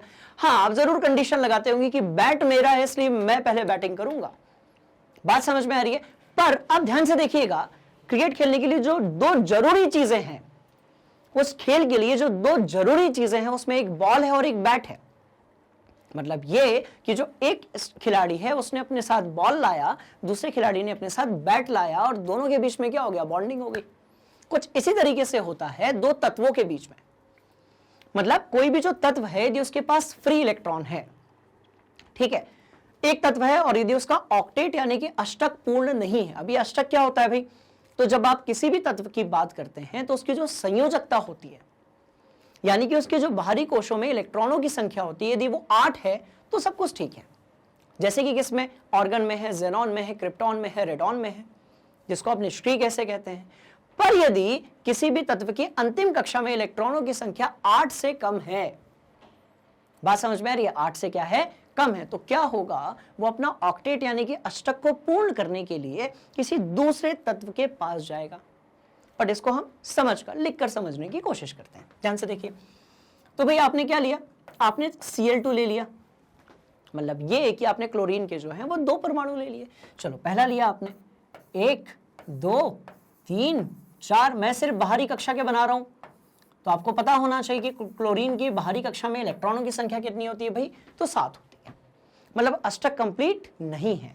ठीक, अब ध्यान से देखिए, एक और क्लोरीन बनाया गया, 1 2 3 4 5 6 और 7। अब क्या होगा? जब ये आपस में जो है शेयरिंग कर लेंगे ना दोनों इलेक्ट्रॉन्स, तो इसी को हम बोलते हैं ना ना ना सहसंयोजी आबंध। इसी को हम क्या बोलते हैं? सहसंयोजी आबंध। मतलब ये कि संयोजकता का के साथ जो है साथ साथ में उन्होंने क्या बनाया भाई? आबंध बनाया। इसलिए हम कहते हैं सहसंयोजी आबंध या फिर कोवेलेंट बॉन्ड। एक चीज याद रखें, कोवेलेंट बॉन्ड जो रहता है ना स्टूडेंट्स, ये बनता है अधातुओं के बीच में। ठीक है, लिथियम और बेरिलियम दो ही ऐसी धातुएं हैं जो बनाती हैं कोवेलेंट बॉन्ड, थोड़ा सा पार्शियल। बात समझ में आ रही है? बाकी जो कोवेलेंट बॉन्ड या आपका सहसंयोजी आबंध है भाई, ये किसके बीच में बनता है? तो अधातुओं के बीच में। कहानी समझ में आ रही है तो ध्यान से देखिए, लिखा हुआ है दो परमाणुओं के बीच में इलेक्ट्रॉन की एक युग्म की जो साझेदारी है। अच्छा, केमिस्ट्री के लैंग्वेज में बात करेंगे आप। ठीक, दो अलग अलग परमाणुओं के बीच में इलेक्ट्रॉन की जो साझेदारी है ना, हम उसे कहते हैं सहसंयोजी आबंध। ध्यान से देखिए, इलेक्ट्रॉन की जो साझेदारी है, इससे बनने वाले आबंध को क्या कहा जाता है भाई? सहसंयोजी आबंध। सहसंयोजी आबंध वाले अणुओं में भीतर तो प्रबल आबंध होता है, लेकिन इनका अंतराणुक बल जो होता है ये कैसा होता है भाई? कम होता है। चलिए ठीक है, इन यौगिकों के क्वथनांक और गलनांक कैसे होते हैं भाई? कम होते हैं। क्वथनांक और गलनांक जो है वो कैसे होंगे? कम होंगे। क्लोरीन को ही ले लो, वातावरण में जो क्लोरीन है, जो सामान्य तापमान है कितना भाई? 25 डिग्री सेल्सियस, उस पर क्लोरीन जो है वो कैसे पाया जाता है? गैसीय अवस्था में। मतलब कि उसका हम वो अपना जो क्वथनांक पॉइंट है, क्वथनांक बिंदु है, उसको क्रॉस कर चुका है। तो कहने का मतलब ये कि ये बंद तो होगा पर ये उतना मजबूत नहीं होगा, उतना स्ट्रांग नहीं होगा। तो सहसंयोजी आबंध जो होते हैं वो ठीक है, वो उतने स्ट्रांग नहीं होते हैं। बात समझ में आ रही है? अच्छा, एक और चीज, इनके बीच में जो है वो आयन तो बनेगा। अब इसमें तो खैर आयन भी नहीं बनेगा, दोनों एक ही जैसे हैं। बात समझ में आ रही है? पर सहसंयोजी आबंध के कारण जो आयनन होता है ना वो कम होता है। आयनिक आबंध में आयनन ज्यादा होता है और सहसंयोजी आबंध में आयनन जो है वो बहुत कम होता है। कहानी समझ में आ रही है तो ध्यान से देखिए। तो इन यौगिकों का जो क्वथनांक होगा और गलनांक होगा स्टूडेंट्स, वो कैसा होगा भाई? कम होगा, क्योंकि परमाणुओं के बीच में इलेक्ट्रॉनों की जो साझेदारी होती है और आवेशित कण बनते हैं, ऐसे यौगिक विद्युत के कुचालक होते हैं। तो जो सहसंयोजी आबंध वाले आपके जितने भी यौगिक होंगे वो सब विद्युत के कैसे होंगे भाई? कुचालक होंगे। मतलब जैसे आपने Cl2 ले लिया, या फिर आप बात कर लीजिए CH4 की, जो कि कार्बन का एक यौगिक है जिसको आप हाइड्रोकार्बन कह सकते हो, या फिर आप बात कर लीजिए C2H6 की। तो भाई ये कौन सी चीजें हैं? ये जो है ये विद्युत के क्या हैं? कुचालक हैं। कहानी समझ में आ गई? तो ध्यान से देखिए, सहसंयोजी आबंध जो होते हैं ये विद्युत के कैसे होते हैं? कुचालक होते हैं। अच्छा, एक और चीज, मैंने क्रिकेट वाला एग्जांपल दिया था, उसको कनेक्ट कर देता हूं, नहीं तो आप बोलेंगे सर आप कहीं से भी एग्जांपल देते हो, फिर बाद में ऊपर से चला जाता है। तो बैट हो गया और बॉल हो गई। तो क्रिकेट खेलने के लिए बैट बॉल, बॉन्डिंग के लिए 2 इलेक्ट्रॉन्स। बात समझ में आ रही है? तो एक आबंध मतलब कितने इलेक्ट्रॉन्स भाई? 2 इलेक्ट्रॉन्स। कितने इलेक्ट्रॉन्स? 2 इलेक्ट्रॉन्स। ठीक है, ध्यान से देख लो, कोई भी डाउट है कमेंट बॉक्स में पटक दो, हम करेंगे उसका सोल्यूशन। बात समझ में आ रही है? ध्यान से देख लो। देख लिया? अगला सवाल देखते हैं। तो भाई पूछा गया है, डिटर्जेंट जो रहता है वो कठोर जल में झाग क्यों देता है? डिटर्जेंट जो है वो आपका जल कठोर हो या फिर मृदु हो, पानी आपका खारा हो या फिर मीठा हो, दोनों ही केस में जो डिटर्जेंट है वो ऑलराउंडर है, वो काम कर जाएगा। साबुन जो है ना उसके थोड़े से नखरे हैं। साबुन का कहना है कि नहीं नहीं, मैं कपड़ा तो साफ करूंगी पर मुझे चाहिए जो है मीठा पानी चाहिए। खारे पानी में जो साबुन है वो किसी काम की नहीं है। सबसे बड़ी बात ये कि आप ये जो बुलबुले बनाते हो ना, ऐसे ऐसे करके बुलबुले बनाते हो, साबुन से भी बन जाते हैं, ठीक है, तो वो मीठे पानी में ही बनेंगे। बट जो डिटर्जेंट है, पानी खारा हो या मीठा, दोनों ही केस में डिटर्जेंट से बुलबुला बनेगा। मतलब क्या अंदर हो रहा है वो देखते हैं। क्या पूछा गया है भाई? डिटर्जेंट जो है वो कठोर जल में भी झाग क्यों देता है? तो इसलिए देता है क्योंकि सिंथेटिक कैसा होना चाहिए? सिंथेटिक डिटर्जेंट होना चाहिए, क्योंकि ये कैल्शियम और मैग्नीशियम के जो लवण होते हैं, यानी कि सॉल्ट, नमक, ठीक है, उसमें भी घुलनशील होते हैं। मतलब पानी के अंदर पे आपने देखा होगा हम क्या कहते हैं भाई? Mineral water. बात समझ में आ रही है? मतलब उसके अंदर कैल्शियम, मैग्नीशियम के ये जो क्या होते हैं? आयन होते हैं, ये पानी को कठोर बनाते हैं। बात समझ में आ गई? तो डिटर्जेंट ना उनके साथ भी रिएक्शन करता है, और जब ये उनके साथ रिएक्शन कर लेता है, मिक्स हो जाता है, तो साबुन से क्या देता है भाई? ज्यादा झाग देता है। कहानी समझ में आ रही है? तो यदि रिएक्शन करेगा, घुलनशील होगा तो ही तो झाग बनेगी। क्लियर हो गया? इसलिए आंसर क्या होना चाहिए? क्योंकि जो डिटर्जेंट होता है वो कैल्शियम और मैग्नीशियम लवण यानी कि नमक के साथ में मिक्स हो जाता है। खेल खत्म, है ना? चलो अब अगले सवाल में पूछा गया हाइड्रोजनीकरण क्या है, इसका औद्योगिक अनुप्रयोग क्या है भाई? हाइड्रोजनीकरण मतलब कि आपका जो भी अभिकारक है उसमें आपको हाइड्रोजन को जोड़ना है। बात समझ में आ रही है? विहाइड्रोजनीकरण क्या होगा? हाइड्रोजन का बाहर निकलना। हाइड्रोजनीकरण क्या होगा? हाइड्रोजन का जुड़ जाना। ठीक है, तो जब हाइड्रोजन किसी चीज में जुड़ती है तो हम उसको क्या बोलते हैं? हाइड्रोजनीकरण देखते हैं, बोलते हैं। अब हमने ये देखा था कि जो हमारे हाइड्रोकार्बन होते हैं भाई वो दो प्रकार के होते हैं, संतृप्त होते हैं और असंतृप्त होते हैं। असंतृप्त मतलब डबल या ट्रिपल बॉन्ड वाले, संतृप्त मतलब सिंगल बॉन्ड वाले। तो क्या है कि आप यदि देखो क्या है अभी आपके पास, देखो ना, आपके पास एक असंतृप्त हाइड्रोकार्बन है। असंतृप्त हाइड्रोकार्बन से जब आप क्या बनाते हो भाई? संतृप्त हाइड्रोकार्बन बनाते हो, तो आप उसमें क्या जोड़ते हो? H2। तो इस प्रक्रिया को हम क्या बोलेंगे? हाइड्रोजनीकरण। अब ऐसा क्यों होता है? तो आपने सुना होगा वनस्पति घी या फिर डालडा के बारे में, है ना? तो वनस्पति तेल से जब हम वनस्पति घी बनाते हैं, वनस्पति तेल से जब हम वनस्पति घी बनाते हैं तो हम उसका क्या करते हैं? हाइड्रोजनीकरण करते हैं। मतलब ये कि जो हमारा असंतृप्त हाइड्रोकार्बन है उसमें हम हाइड्रोजन जोड़ते हैं तो हमें मिलता है संतृप्त हाइड्रोकार्बन। कहानी समझ में आ रही है? अब इसको पढ़ लेते हैं, है ना? कॉन्सेप्ट हो गया अपना। भाई वनस्पति तेलों में साधारणतः लंबी असंतृप्त कार्बन श्रृंखलाएं होती हैं। लंबी असंतृप्त कार्बन श्रृंखलाएं होती हैं। बात समझ में आ रही है? निकेल उत्प्रेरक हम लेते हैं, मतलब हमने कौन सा भाई? तो हमने Na ले लिया, निकेल ले लिया। इसके उपयोग करने से क्या होता है कि आपके जो असंतृप्त हाइड्रोकार्बन है वो किस में परिवर्तित हो जाते हैं? संतृप्त में।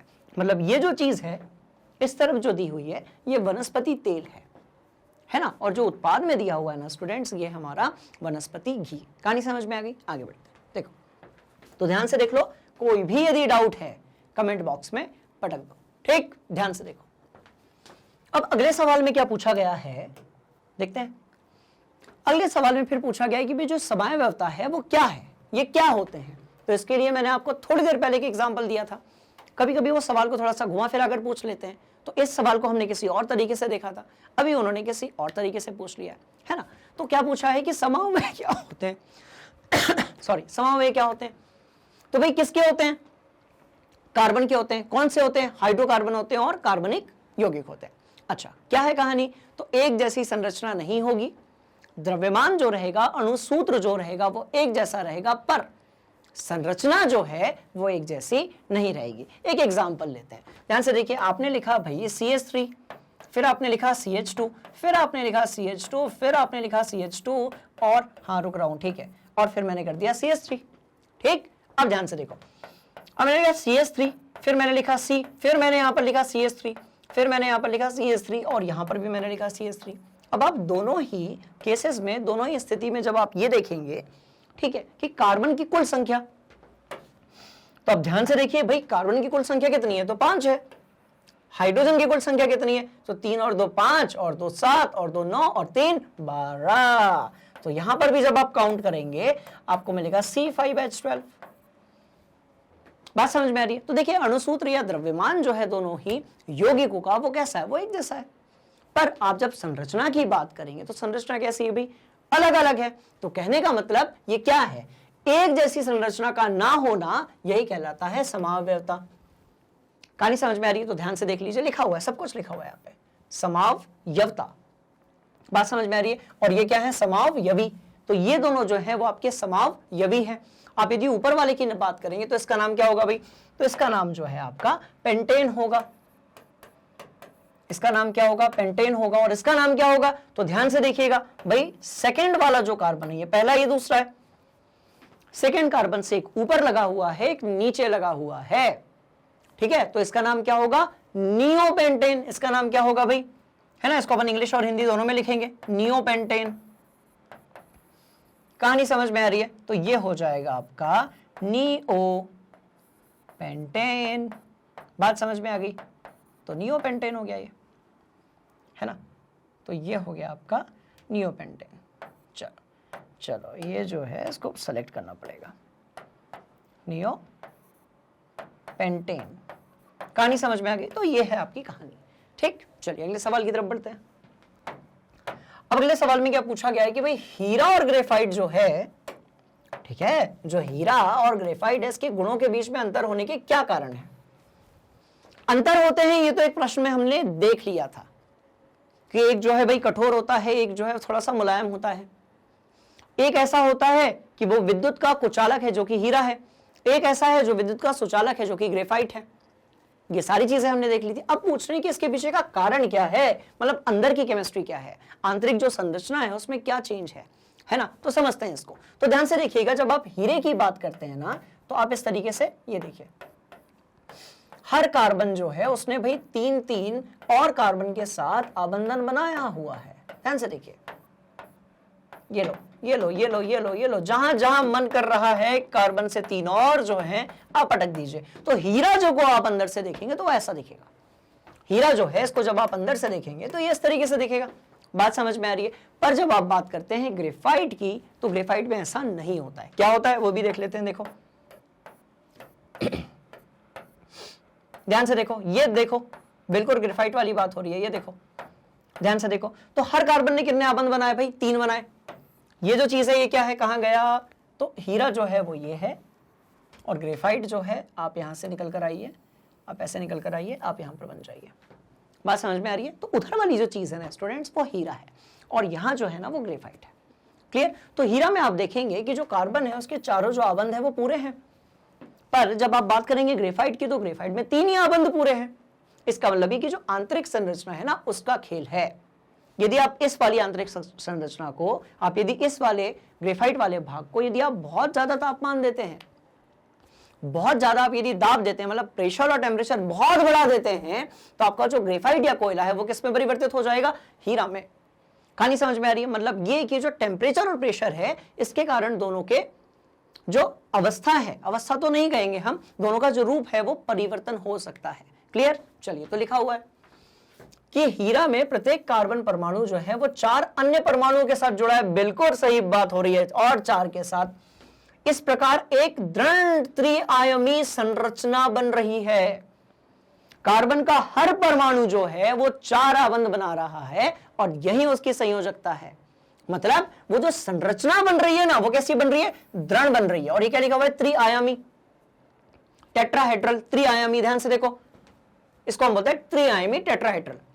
ठीक है, बाद वाली जो कक्षाएं होंगी उसमें आप इसके बारे में पढ़ेंगे। अच्छा, तो हीरा कैसा है भाई? तो कठोर है। अब ग्रेफाइट में कार्बन परमाणु अन्य 3 कार्बन परमाणु के साथ जुड़ा है। बिल्कुल सही बात।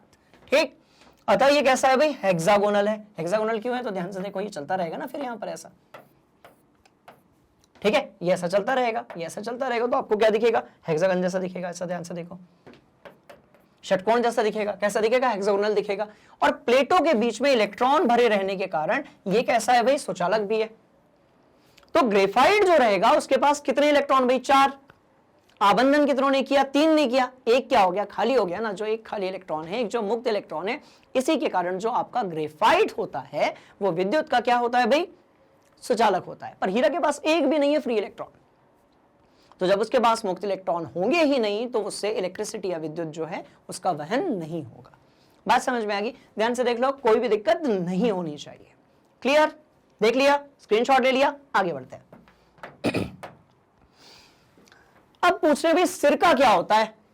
वही वाली बात हो रही है। वो एसिटिक अम्ल लिया जाएगा, उसको पानी में डालकर तनु विलयन बनाया जाएगा और उसी को बोला जाएगा सिरका, है ना? सिरका में आप सिरका के घोल में प्याज डाल दीजिए। आप प्याज का जो तीखापन है सॉरी, प्याज का जो तीखापन है वो कैसा हो जाता है भाई? वो कम हो जाता है। इसका मतलब वो घोल किसका है? सिरका का है। बात समझ में आ गई? विनेगर भी कहते हैं हम इसे। तो सिरका क्या है, इसके उपयोग लिखने। तो भाई देखो किससे बना होता है? एथेनोइक अम्ल से मिलकर बना होता है। एथेनोइक अम्ल, एथेनोइक एसिड या एसिटिक एसिड एक ही चीज है। क्या है फॉर्मूला इसका? CH3COOH। ये लो, स्माइल करता रसायन, स्माइल करता कंपाउंड। बात समझ में आ रही है? तो इसको आप एसिटिक एसिड भी कह सकते हैं, और इसको आप कह सकते हैं एथेनोइक एसिड। ठीक है, चलिए। तो अब कहां कहां पर देखो उपयोग होता है वो देखते हैं। सुगंध पैदा करने वाले पदार्थ में और अचार में भी मिलाया जाता है परिरक्षक के रूप में, यानी कि प्रिजर्वेटिव की बात हो रही है। तो यदि आपका अचार बहुत दिनों तक रखा हुआ है, आपने देखा होगा एक मिर्ची वाला अचार आता है जिसमें मिर्ची जो रहती है वो सिरका के घोल में डूबी रहती है, बात समझ में आ रही है। तो अचार में आप परिरक्षक के रूप में उपयोग करते हैं, परिरक्षक मतलब प्रिजर्वेटिव्स, बात समझ में आ रही है। चलिए, तो सुगंध पैदा करने में, मंचूरियन चाउमीन बनाने में, अचार में परिरक्षक के रूप में, ये सारे उपयोग किसके हैं भाई? विनेगर के हैं, बात समझ में आ रही है। चलिए, तो ध्यान से देख लीजिए, कोई डाउट नहीं होना चाहिए, बिल्कुल नहीं है। चलिए तो देखते हैं, पूछा गया भाई एथेनोइक अम्ल के भौतिक गुण धर्मों के बारे में लिखना है। एथेनोइक अम्ल मतलब कि कार्बोक्सिलिक अम्ल वाला जो समूह है, क्रियात्मक समूह है, ठीक है, उसके बारे में बात हो रही। तो भाई सबसे पहले फॉर्मूला लिखिए, तो CH3 होगा, एथेनोइक अम्ल है, CH होगा, और यहां पर जैसा कि आप जानते हैं मैं हमेशा नया करता हूं कुछ इस पर्टिकुलर के साथ में, और वो ये है। तो ये हमारा जो है क्या है भाई? एथेनोइक अम्ल है, एसिटिक एसिड है, बात समझ में आ गई। तो क्या है भाई? देखो भौतिक गुणधर्म क्या होंगे तो वो समझ लेते हैं जल्दी से, ध्यान से देखिएगा। एथेनोइक अम्ल को साधारणतः एसिटिक अम्ल कहा जाता है। एथेनोइक अम्ल जो है वो उसका IUPAC नाम है, और एसिटिक अम्ल जो है वो उसका सामान्य नाम है, ठीक है। सबसे जो इसका मुख्य रूप से सिरका बनाने के लिए उपयोग किया जाता है, लिखा भी होगा। देखो, यह अम्ल कार्बोक्सिलिक अम्ल समूह से संबंधित है, बिल्कुल सही बात है। सॉरी, एसिटिक अम्ल के 3 और 4% घोल को सिरका कहा जाता है। यह अचार में परिरक्षक के रूप में काम करता है, जो कि अभी हमने देखा था, बिल्कुल सही बात है। अच्छा, इसका जो गलनांक है वो कितना है भाई? 290 केल्विन है। जो गलनांक है वो कितना है? 290 केल्विन है ना। और शीत के मौसम में यह जम जाता है। अच्छा, मतलब बहुत ज्यादा ठंड पड़ेगी तो ये जम जाएगा? बिल्कुल जम जाएगा, ठीक है, क्योंकि ये जो तापमान है ये आपका 25 डिग्री सेल्सियस से कम है। 298 केल्विन जो होता है वो 25 डिग्री सेल्सियस होता है। हम परिवर्तित भी कर सकते हैं, इसलिए इसे ग्लेशियर एसिटिक अम्ल कहा जाता है। इसीलिए इसे ग्लेशियर एसिटिक अम्ल कहा जाता है। खनिज अम्लों की तुलना में इसकी जो अम्लीयता है वो कैसी है भाई? दुर्बल है। मतलब ये कि ये कैसा है? तो ये है आपका दुर्बल अम्ल। ये कैसा है? दुर्बल अम्ल है। मतलब ये कि ये जल्दी से आयनीकृत नहीं होता है। तो क्या सीखा? सिरका बनाने में उपयोग किया जाता है। अच्छा, गलनांक कितना होगा भाई? तो 290 केल्विन होगा। और क्या कहा जाता है? तो ग्लेशियर एसिटिक अम्ल कहा जाता है। आप इथेनोइक अम्ल कहें या एसिटिक अम्ल कहें, एक ही बात है। अम्लीयता कैसी है? दुर्बल है। अच्छा, यह सॉरी, यह आयनीकृत नहीं होता है और यह जल में आसानी से घुल जाता है।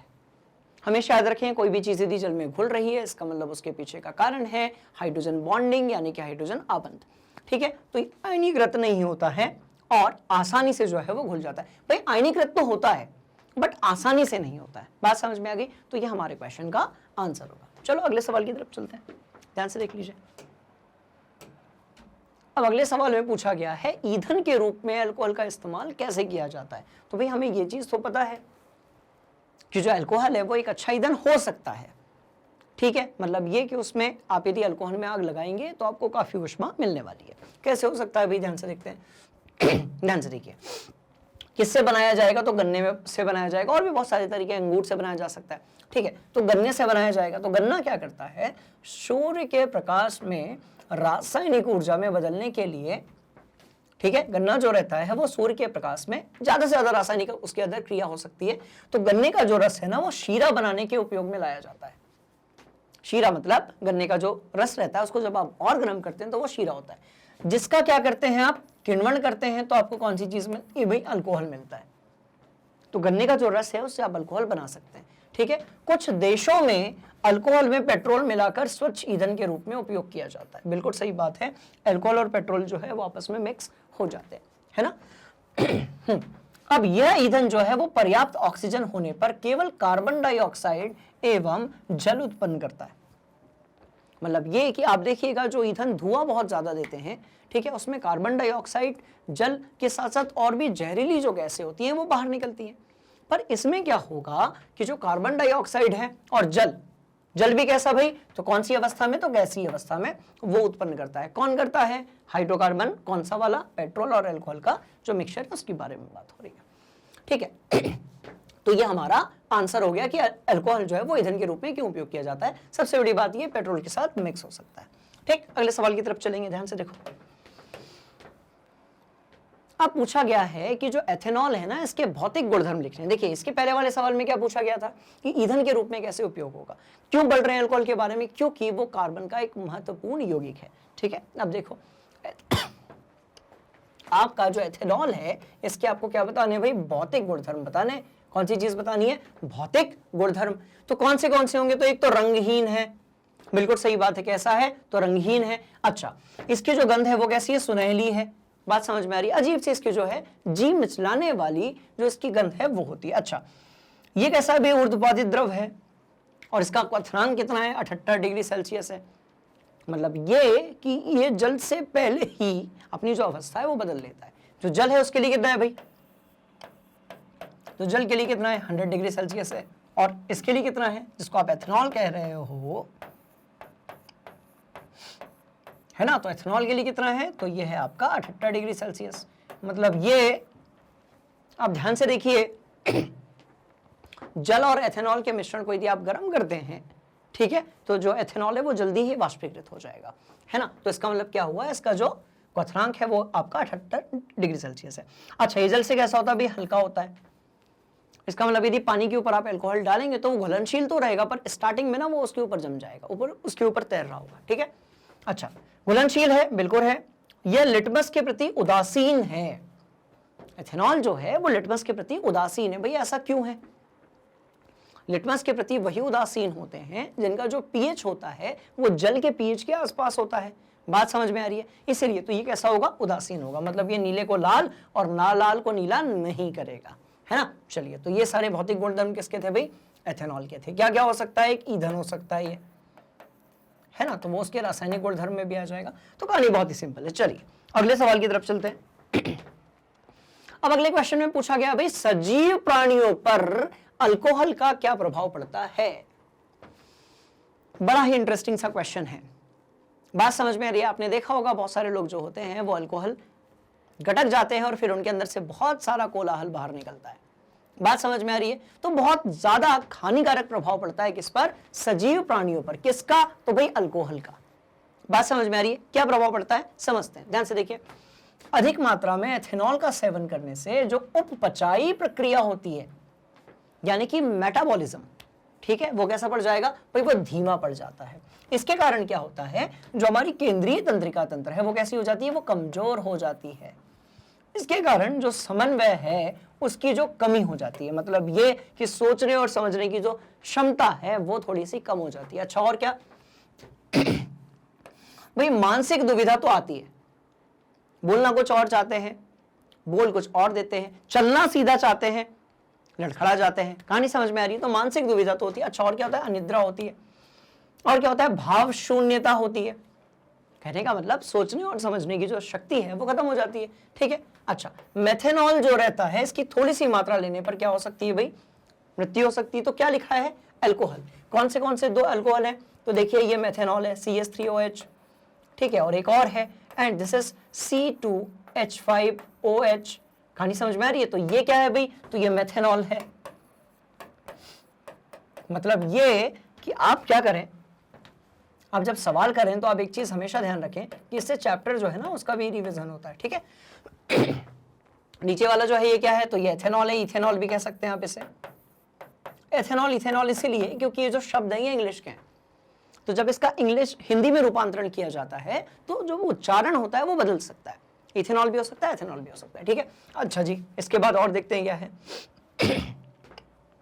मेथेनॉल यकृत में यानी कि लीवर में ऑक्सीकृत होकर मेथेनेल बन जाता है। मेथेनेल जो होता है वो यकृत की कोशिकाओं के घटकों के साथ शीघ्र अभिक्रिया करने लगता है। इससे प्रोटोप्लाज्म नष्ट हो जाता है और ये चक्षु तंत्रिका को भी प्रभावित करता है और व्यक्ति जो है वो क्या हो जाता है भाई, अंधा हो जाता है। सीधी बात यह है कि जो अल्कोहल है वो शरीर के लिए हानिकारक है। मेथेनॉल जो है उससे तो मृत्यु ही हो जाएगी। बात समझ में आ रही है, मतलब आप सोच कर देखिए कि भाई यहां पर क्या है, एक कार्बन बढ़ा, 2 हाइड्रोजन बढ़े, बाकी सब कुछ वैसा का वैसा ही है। यहां पर एक कार्बन था, यहां पर 2 हो गए, मतलब एक कार्बन बढ़ गया। यहां पर 2 क्या थे, 3 क्या थे, हाइड्रोजन थे, इधर पे 5 हो गए। तो कार्बन हाइड्रोजन यानी कि हाइड्रोकार्बन ग्रुप के बढ़ने से उसकी जो रासायनिक गुणधर्म है और शरीर पर उसका जो प्रभाव है उसमें इतना परिवर्तन आया कि एक स्थिति में इंसान बीमार हो रहा है, दूसरी स्थिति में इंसान की मृत्यु भी हो रही है।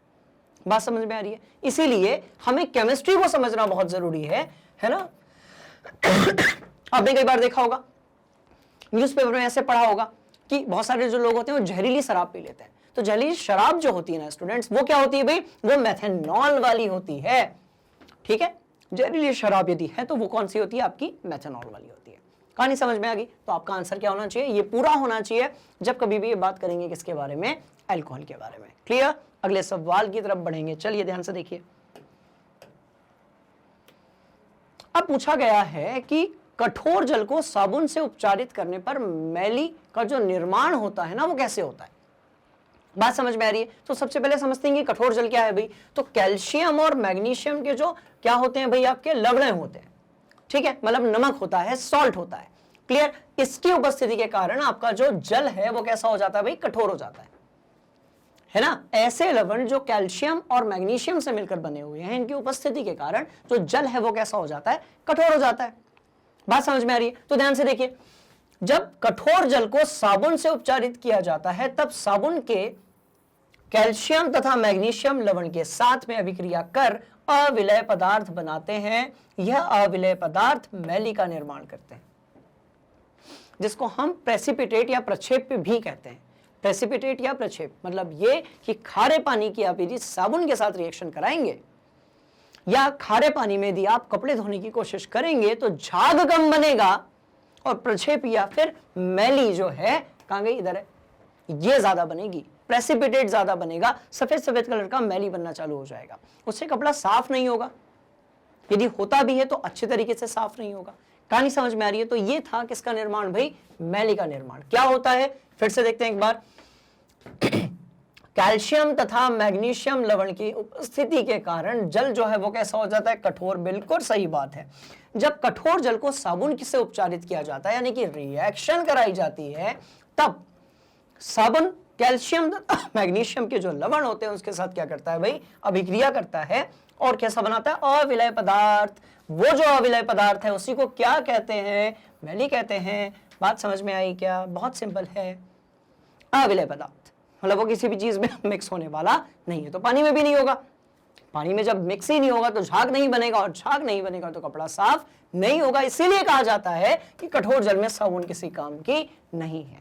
पर जब बात अपमार्जक की होती है या डिटर्जेंट की होती है तो वो कठोर जल या मृदु जल मतलब मीठा पानी और खारा पानी कैसा भी होगा, डिटर्जेंट इज ऑलराउंडर। साबुन ऑलराउंडर नहीं है, उसके अपने अलग नखरे हैं। बात समझ में आ रही है? तो ध्यान से देखिए।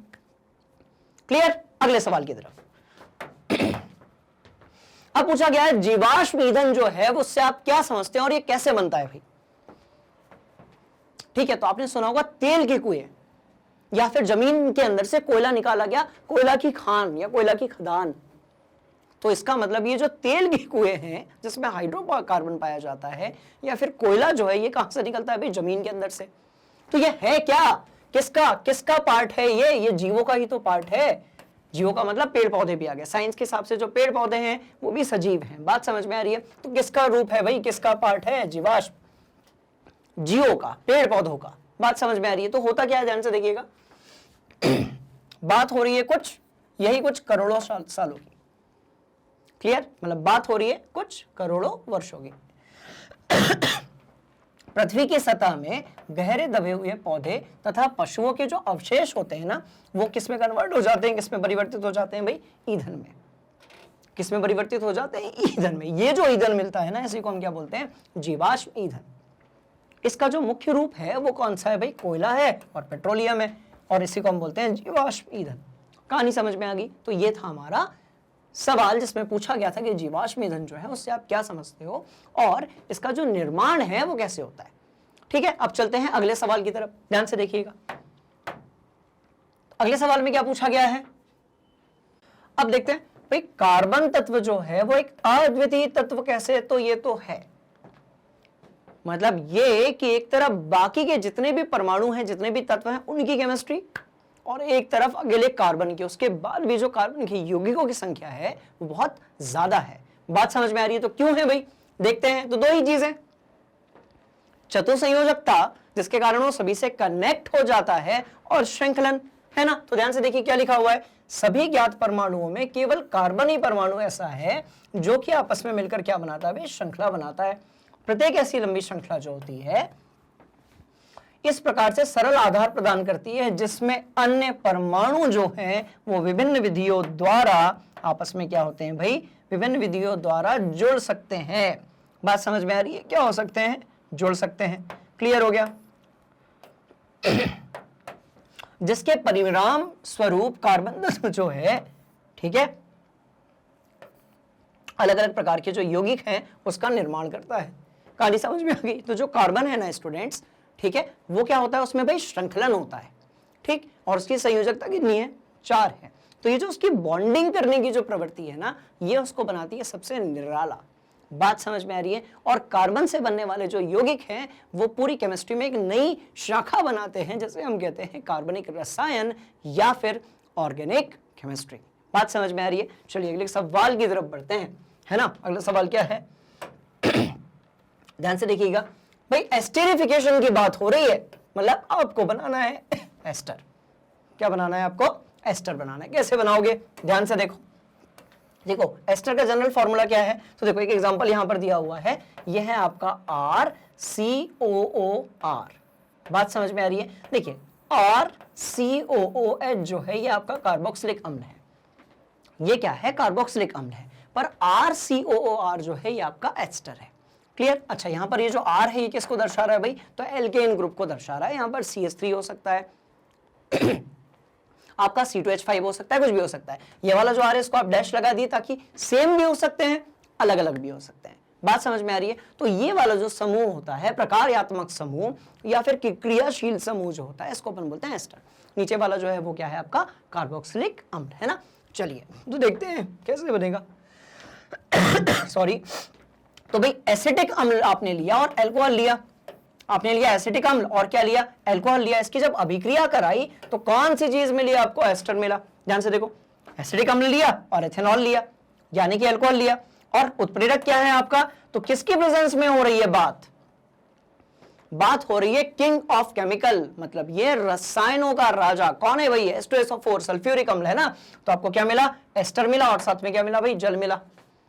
बात समझ में आ रही है? तो ये आपकी रिएक्शन होगी जिससे आप, जिसको आप क्या कहते हो, एस्टेरिफिकेशन, मतलब एक ऐसी अभिक्रिया जिसमें आप क्या बनाओगे, तो आप बनाओगे एस्टर। तो आप ध्यान से देखो, आप यदि इस वाले भाग को देखेंगे तो ये कैसा है, R है। वैसे ही देखो C डबल बॉन्ड 2 O, ठीक है, और ये यहां पर क्या है, C2H5 है। तो ये जो C2H5 है इसको आप और क्या लिख सकते हो, आप R डैश लिख सकते हो। तो आप तुलना यदि करेंगे तो ये जो एस्टर है और इधर पे जो दिया हुआ है वो बिल्कुल एक ही बात है। तो ऐसी अभिक्रिया जिसमें आपका जो एसिटिक अम्ल है, ठीक है, और क्या है भाई आपका अल्कोहल है, वो मिलकर क्या बना रहा है, एस्टर का निर्माण कर रहा है। किसकी उपस्थिति में, तो उत्प्रेरक क्या है आपका, H2SO4 है। तो इसको आप बोलेंगे एस्टेरिफिकेशन। बात समझ में आ रही है? आगे बढ़ते हैं। चाहे कुछ हो जाए बट इस चैप्टर के सारे जो आईएमपी क्वेश्चंस हैं उसको एक ही शॉट में खत्म करेंगे स्टूडेंट्स। बात समझ में आ रही है? क्योंकि इनमें से कई सारे क्वेश्चंस कई बार पूछ लिए जाते हैं, इनमें से बहुत सारे ऐसे क्वेश्चंस हैं जो एनसीईआरटी में गिवन नहीं है। ठीक, आगे बढ़ते हैं। अब क्या बोला गया अभी, समजातीय या सजातीय श्रेणी जो है वो क्या है। अब ध्यान से देखिएगा, समजातीय या सजातीय श्रेणी जो है वो क्या है, तो कई बार हमने इसके बारे में देखा हुआ है। इसके लक्षण लिखने हमें, क्या ये वही श्रेणी है जिसमें हम एल्केन के बारे में बात करते हैं, और एल्केन वही होते हैं जो हाइड्रोकार्बन का एक प्रारूप है ना। तो क्या लिखा हुआ है, ध्यान से देखो, किसी भी सजातीय श्रेणी के सभी सदस्यों का एक सामान्य सूत्र होता है। क्या होता है, तो एक सामान्य सूत्र होता है। उस सामान्य सूत्र के द्वारा आप उसको रिप्रेजेंट कर सकते हो, प्रकट हो सकता है। जैसे कि एल्केन जो समजातीय श्रेणी है, सजातीय श्रेणी है, इसका सामान्य सूत्र क्या होगा, तो भाई ये होगा। इस तरीके से एल्कीन का कुछ और होगा, एल्काइन का कुछ और होगा, तो लिख लेते हैं, है ना। तो एल्केन का क्या है, CnH2n+2 है, तो एल्कीन का क्या होगा, ध्यान से देखो। ठीक, रुको एक मिनट, मिट जाओ। ठीक, एल्कीन, तो भाई इसका क्या होगा, तो इसका होगा CnH2n होगा, और एल्काइन का क्या होगा, CnH2n-2 होगा। डबल बॉन्ड वाले जो है वो एल्कीन है, ट्रिपल बॉन्ड वाले एल्काइन है और सिंगल बॉन्ड वाले जो हैं वो आपके एल्केन है। बात समझ में आ रही है? तो ध्यान से देखिए। अच्छा, किसी भी सजातीय श्रेणी के साथ वाले जो सदस्य होते हैं ना, उसमें इतने का अंतर होता है। जब आप एल्केन की बात करते हैं, एल्कीन एल्काइन तो अलग चीज है, जब आप एल्केन की बात करते हैं तो ध्यान से देखिए, आपने लिखा CH4, फिर आपने लिखा C2H6, फिर आपने क्या लिखा C3H8, तो क्या हो रहा है, हाइड्रोजन जो है वो दो दो के रूप में बढ़ते जा रहे हैं। ध्यान से देखो, 4 से 6 हो गए, 6 से 8 हो गए, पर जो कार्बन है आपका वो एक एक के रूप में बढ़ता जा रहा है। मतलब ये कि अंतर कितने का आ रहा है, CH2 का आ रहा है। बात समझ में आ रही है? चलिए अगली बात पर, किसी भी सजातीय श्रेणी के सभी सदस्य एक जैसे रासायनिक गुण जो है वो प्रकट करते हैं। कैसे? मीथेन जो है वो भी ईंधन है, इथेन, ब्यूटेन, प्रोपेन, हेक्सेन, सारे आप ले लीजिए, सारे के सारे जो हैं वो क्या है भाई, ईंधन है। बात समझ में आ रही है? अच्छा, सबका स्टार्टिंग आप यदि मीथेन से स्टार्ट करते हैं, ब्यूटेन तक जाते हैं, तो सभी गैस भी है। कौन सी अवस्था में पाए जाते हैं? गैसीय अवस्था में। फिर जैसे जैसे क्या होता है, गैसीय अवस्था में पाए जाते हैं, फिर जैसे जैसे क्या होता है, कार्बन की जो संख्या है जब वो बढ़ना चालू करती है तो वैसे वैसे उसका घनत्व बढ़ता जाता है और गैस से वो परिवर्तित हो जाते हैं आपके द्रव में। पर जब आप C20 तक पहुंचते हैं तो फिर वो बन जाते हैं ठोस अवस्था में। तो आप यदि ध्यान से देखेंगे तो सजातीय श्रेणी में जो ग्रुप होता है किसका भाई, हाइड्रोकार्बन का, वो सभी के सभी ईंधन होते हैं और उनकी जो अवस्थाएं होती हैं वो एक समान होती हैं। तो ध्यान से देख लीजिए, ठीक है। देखते हैं कुछ और भी अवस्थाएं क्या, कुछ और इनके गुणधर्म है क्या, है ना, ध्यान से देखते हैं। तो देखिए, किसी भी सजातीय श्रेणी के सदस्यों के भौतिक गुणों में अणुभार बढ़ने के साथ साथ क्रमिक परिवर्तन भी होता है। बिल्कुल सही बात है। किसी भी सजातीय श्रेणी के सदस्यों का एक सी विधियों द्वारा तैयार किया जा सकता है। ये क्या चीज है? तो आपने सुना होगा भाई, पेट्रोलियम का प्रभाजी आसवन होता है। जो पेट्रोलियम है इसका प्रभाजी आसवन होता है।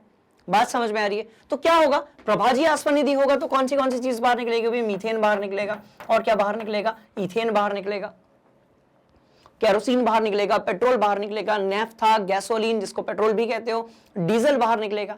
मतलब ये कि एक सी विधि से, मतलब प्रभाजी आसवन जो हुआ किसका भाई, पेट्रोलियम का, उसी से तैयार हुए आपके क्या, आपके सजातीय श्रेणी के जो भी सदस्य हैं वो सारे के सारे, मतलब मीथेन से लेकर और भी आप नीचे तक जाइए, कहां तक, कोलतार तक। बात समझ में आ रही है? कोलतार क्या होगा आपका, तो भाई ये होगा आपका डामर। क्लियर हो गया? तो ये हमारा क्वेश्चन था। अच्छा, देखते हैं अब भाई अगले सवाल में क्या बात की जा रही है, हाइड्रोकार्बन क्या है उदाहरण के साथ समझाना है और विभिन्न प्रकार के हाइड्रोकार्बनों के नाम उदाहरण सहित देने हैं। तो सीधी सी बात है, परेशान होने वाली बात ही नहीं है स्टूडेंट्स। हाइड्रोजन लिया, कार्बन लिया, आपस में मिलाया, कार्बन की संयोजकता 4 है इसलिए वो 4 आबंध बनाएगा, हाइड्रोजन का एक आबंध में काम चल जाता है इसलिए वो एक ही बॉन्ड बनाएगा। बात समझ में आ रही है? इसलिए जो हाइड्रोकार्बन है उसके अंदर क्या होगा भाई, हाइड्रोजन होगा और कार्बन होगा। अच्छा, ये जो हाइड्रोकार्बन है ये 2 प्रकार के होते हैं। कौन से? संतृप्त, जिसमें कार्बन और कार्बन के बीच में एक एक आबंध होता है ना। एग्जांपल ले लेते हैं, ध्यान से देखो, कार्बन कार्बन कार्बन, ये देखो हर कार्बन के बीच में जो है एक है, ठीक। तो ये क्या हो गया, तो भाई ये हो गया आपका क्या, ध्यान से देखिए आप, तो ये हो गया आपका संतृप्त। बात समझ में आ रही है? ये क्या हो गया आपका, संतृप्त हो गया, है ना। इसी तरीके से कैसे होते हैं भाई, असंतृप्त होते हैं। असंतृप्त में क्या होगा कि जो हाइड्रोकार्बन है आपके, उनके बीच में या तो डबल बॉन्ड होगा, मतलब बात हो रही है एल्कीन की, या तो जो है ट्रिपल बॉन्ड होगा, यानी कि बात हो रही है एल्काइन की। बात समझ में आ रही है? तो कौन से असंतृप्त होते हैं, ध्यान से देखो,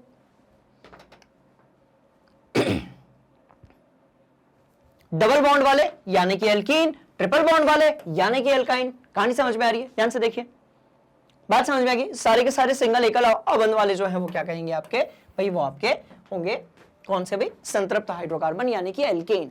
बात समझ में आएगी? Alkane single bond, alkene double bond, alkyne triple bond, ठीक है। एल्केन संतृप्त, एल्कीन और एल्काइन जो है वो असंतृप्त। क्लियर? आगे बढ़ते हैं। अब क्या पूछा गया, मिथाइल अल्कोहल किस प्रकार तैयार किया जाता है। बात हो रही है अल्कोहल की।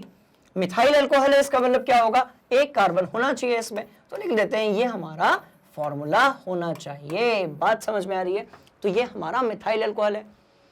कैसे करेंगे भाई, तो ध्यान से देखिएगा, वुड अल्कोहल या वुड स्प्रिट, ठीक है। मिथाइल अल्कोहल जो होता है उसको आप वुड अल्कोहल या वुड स्पिरिट कहते हो, ठीक है। इसे लकड़ी से प्राप्त किया जाता है ना। लकड़ी का क्या करोगे भाई,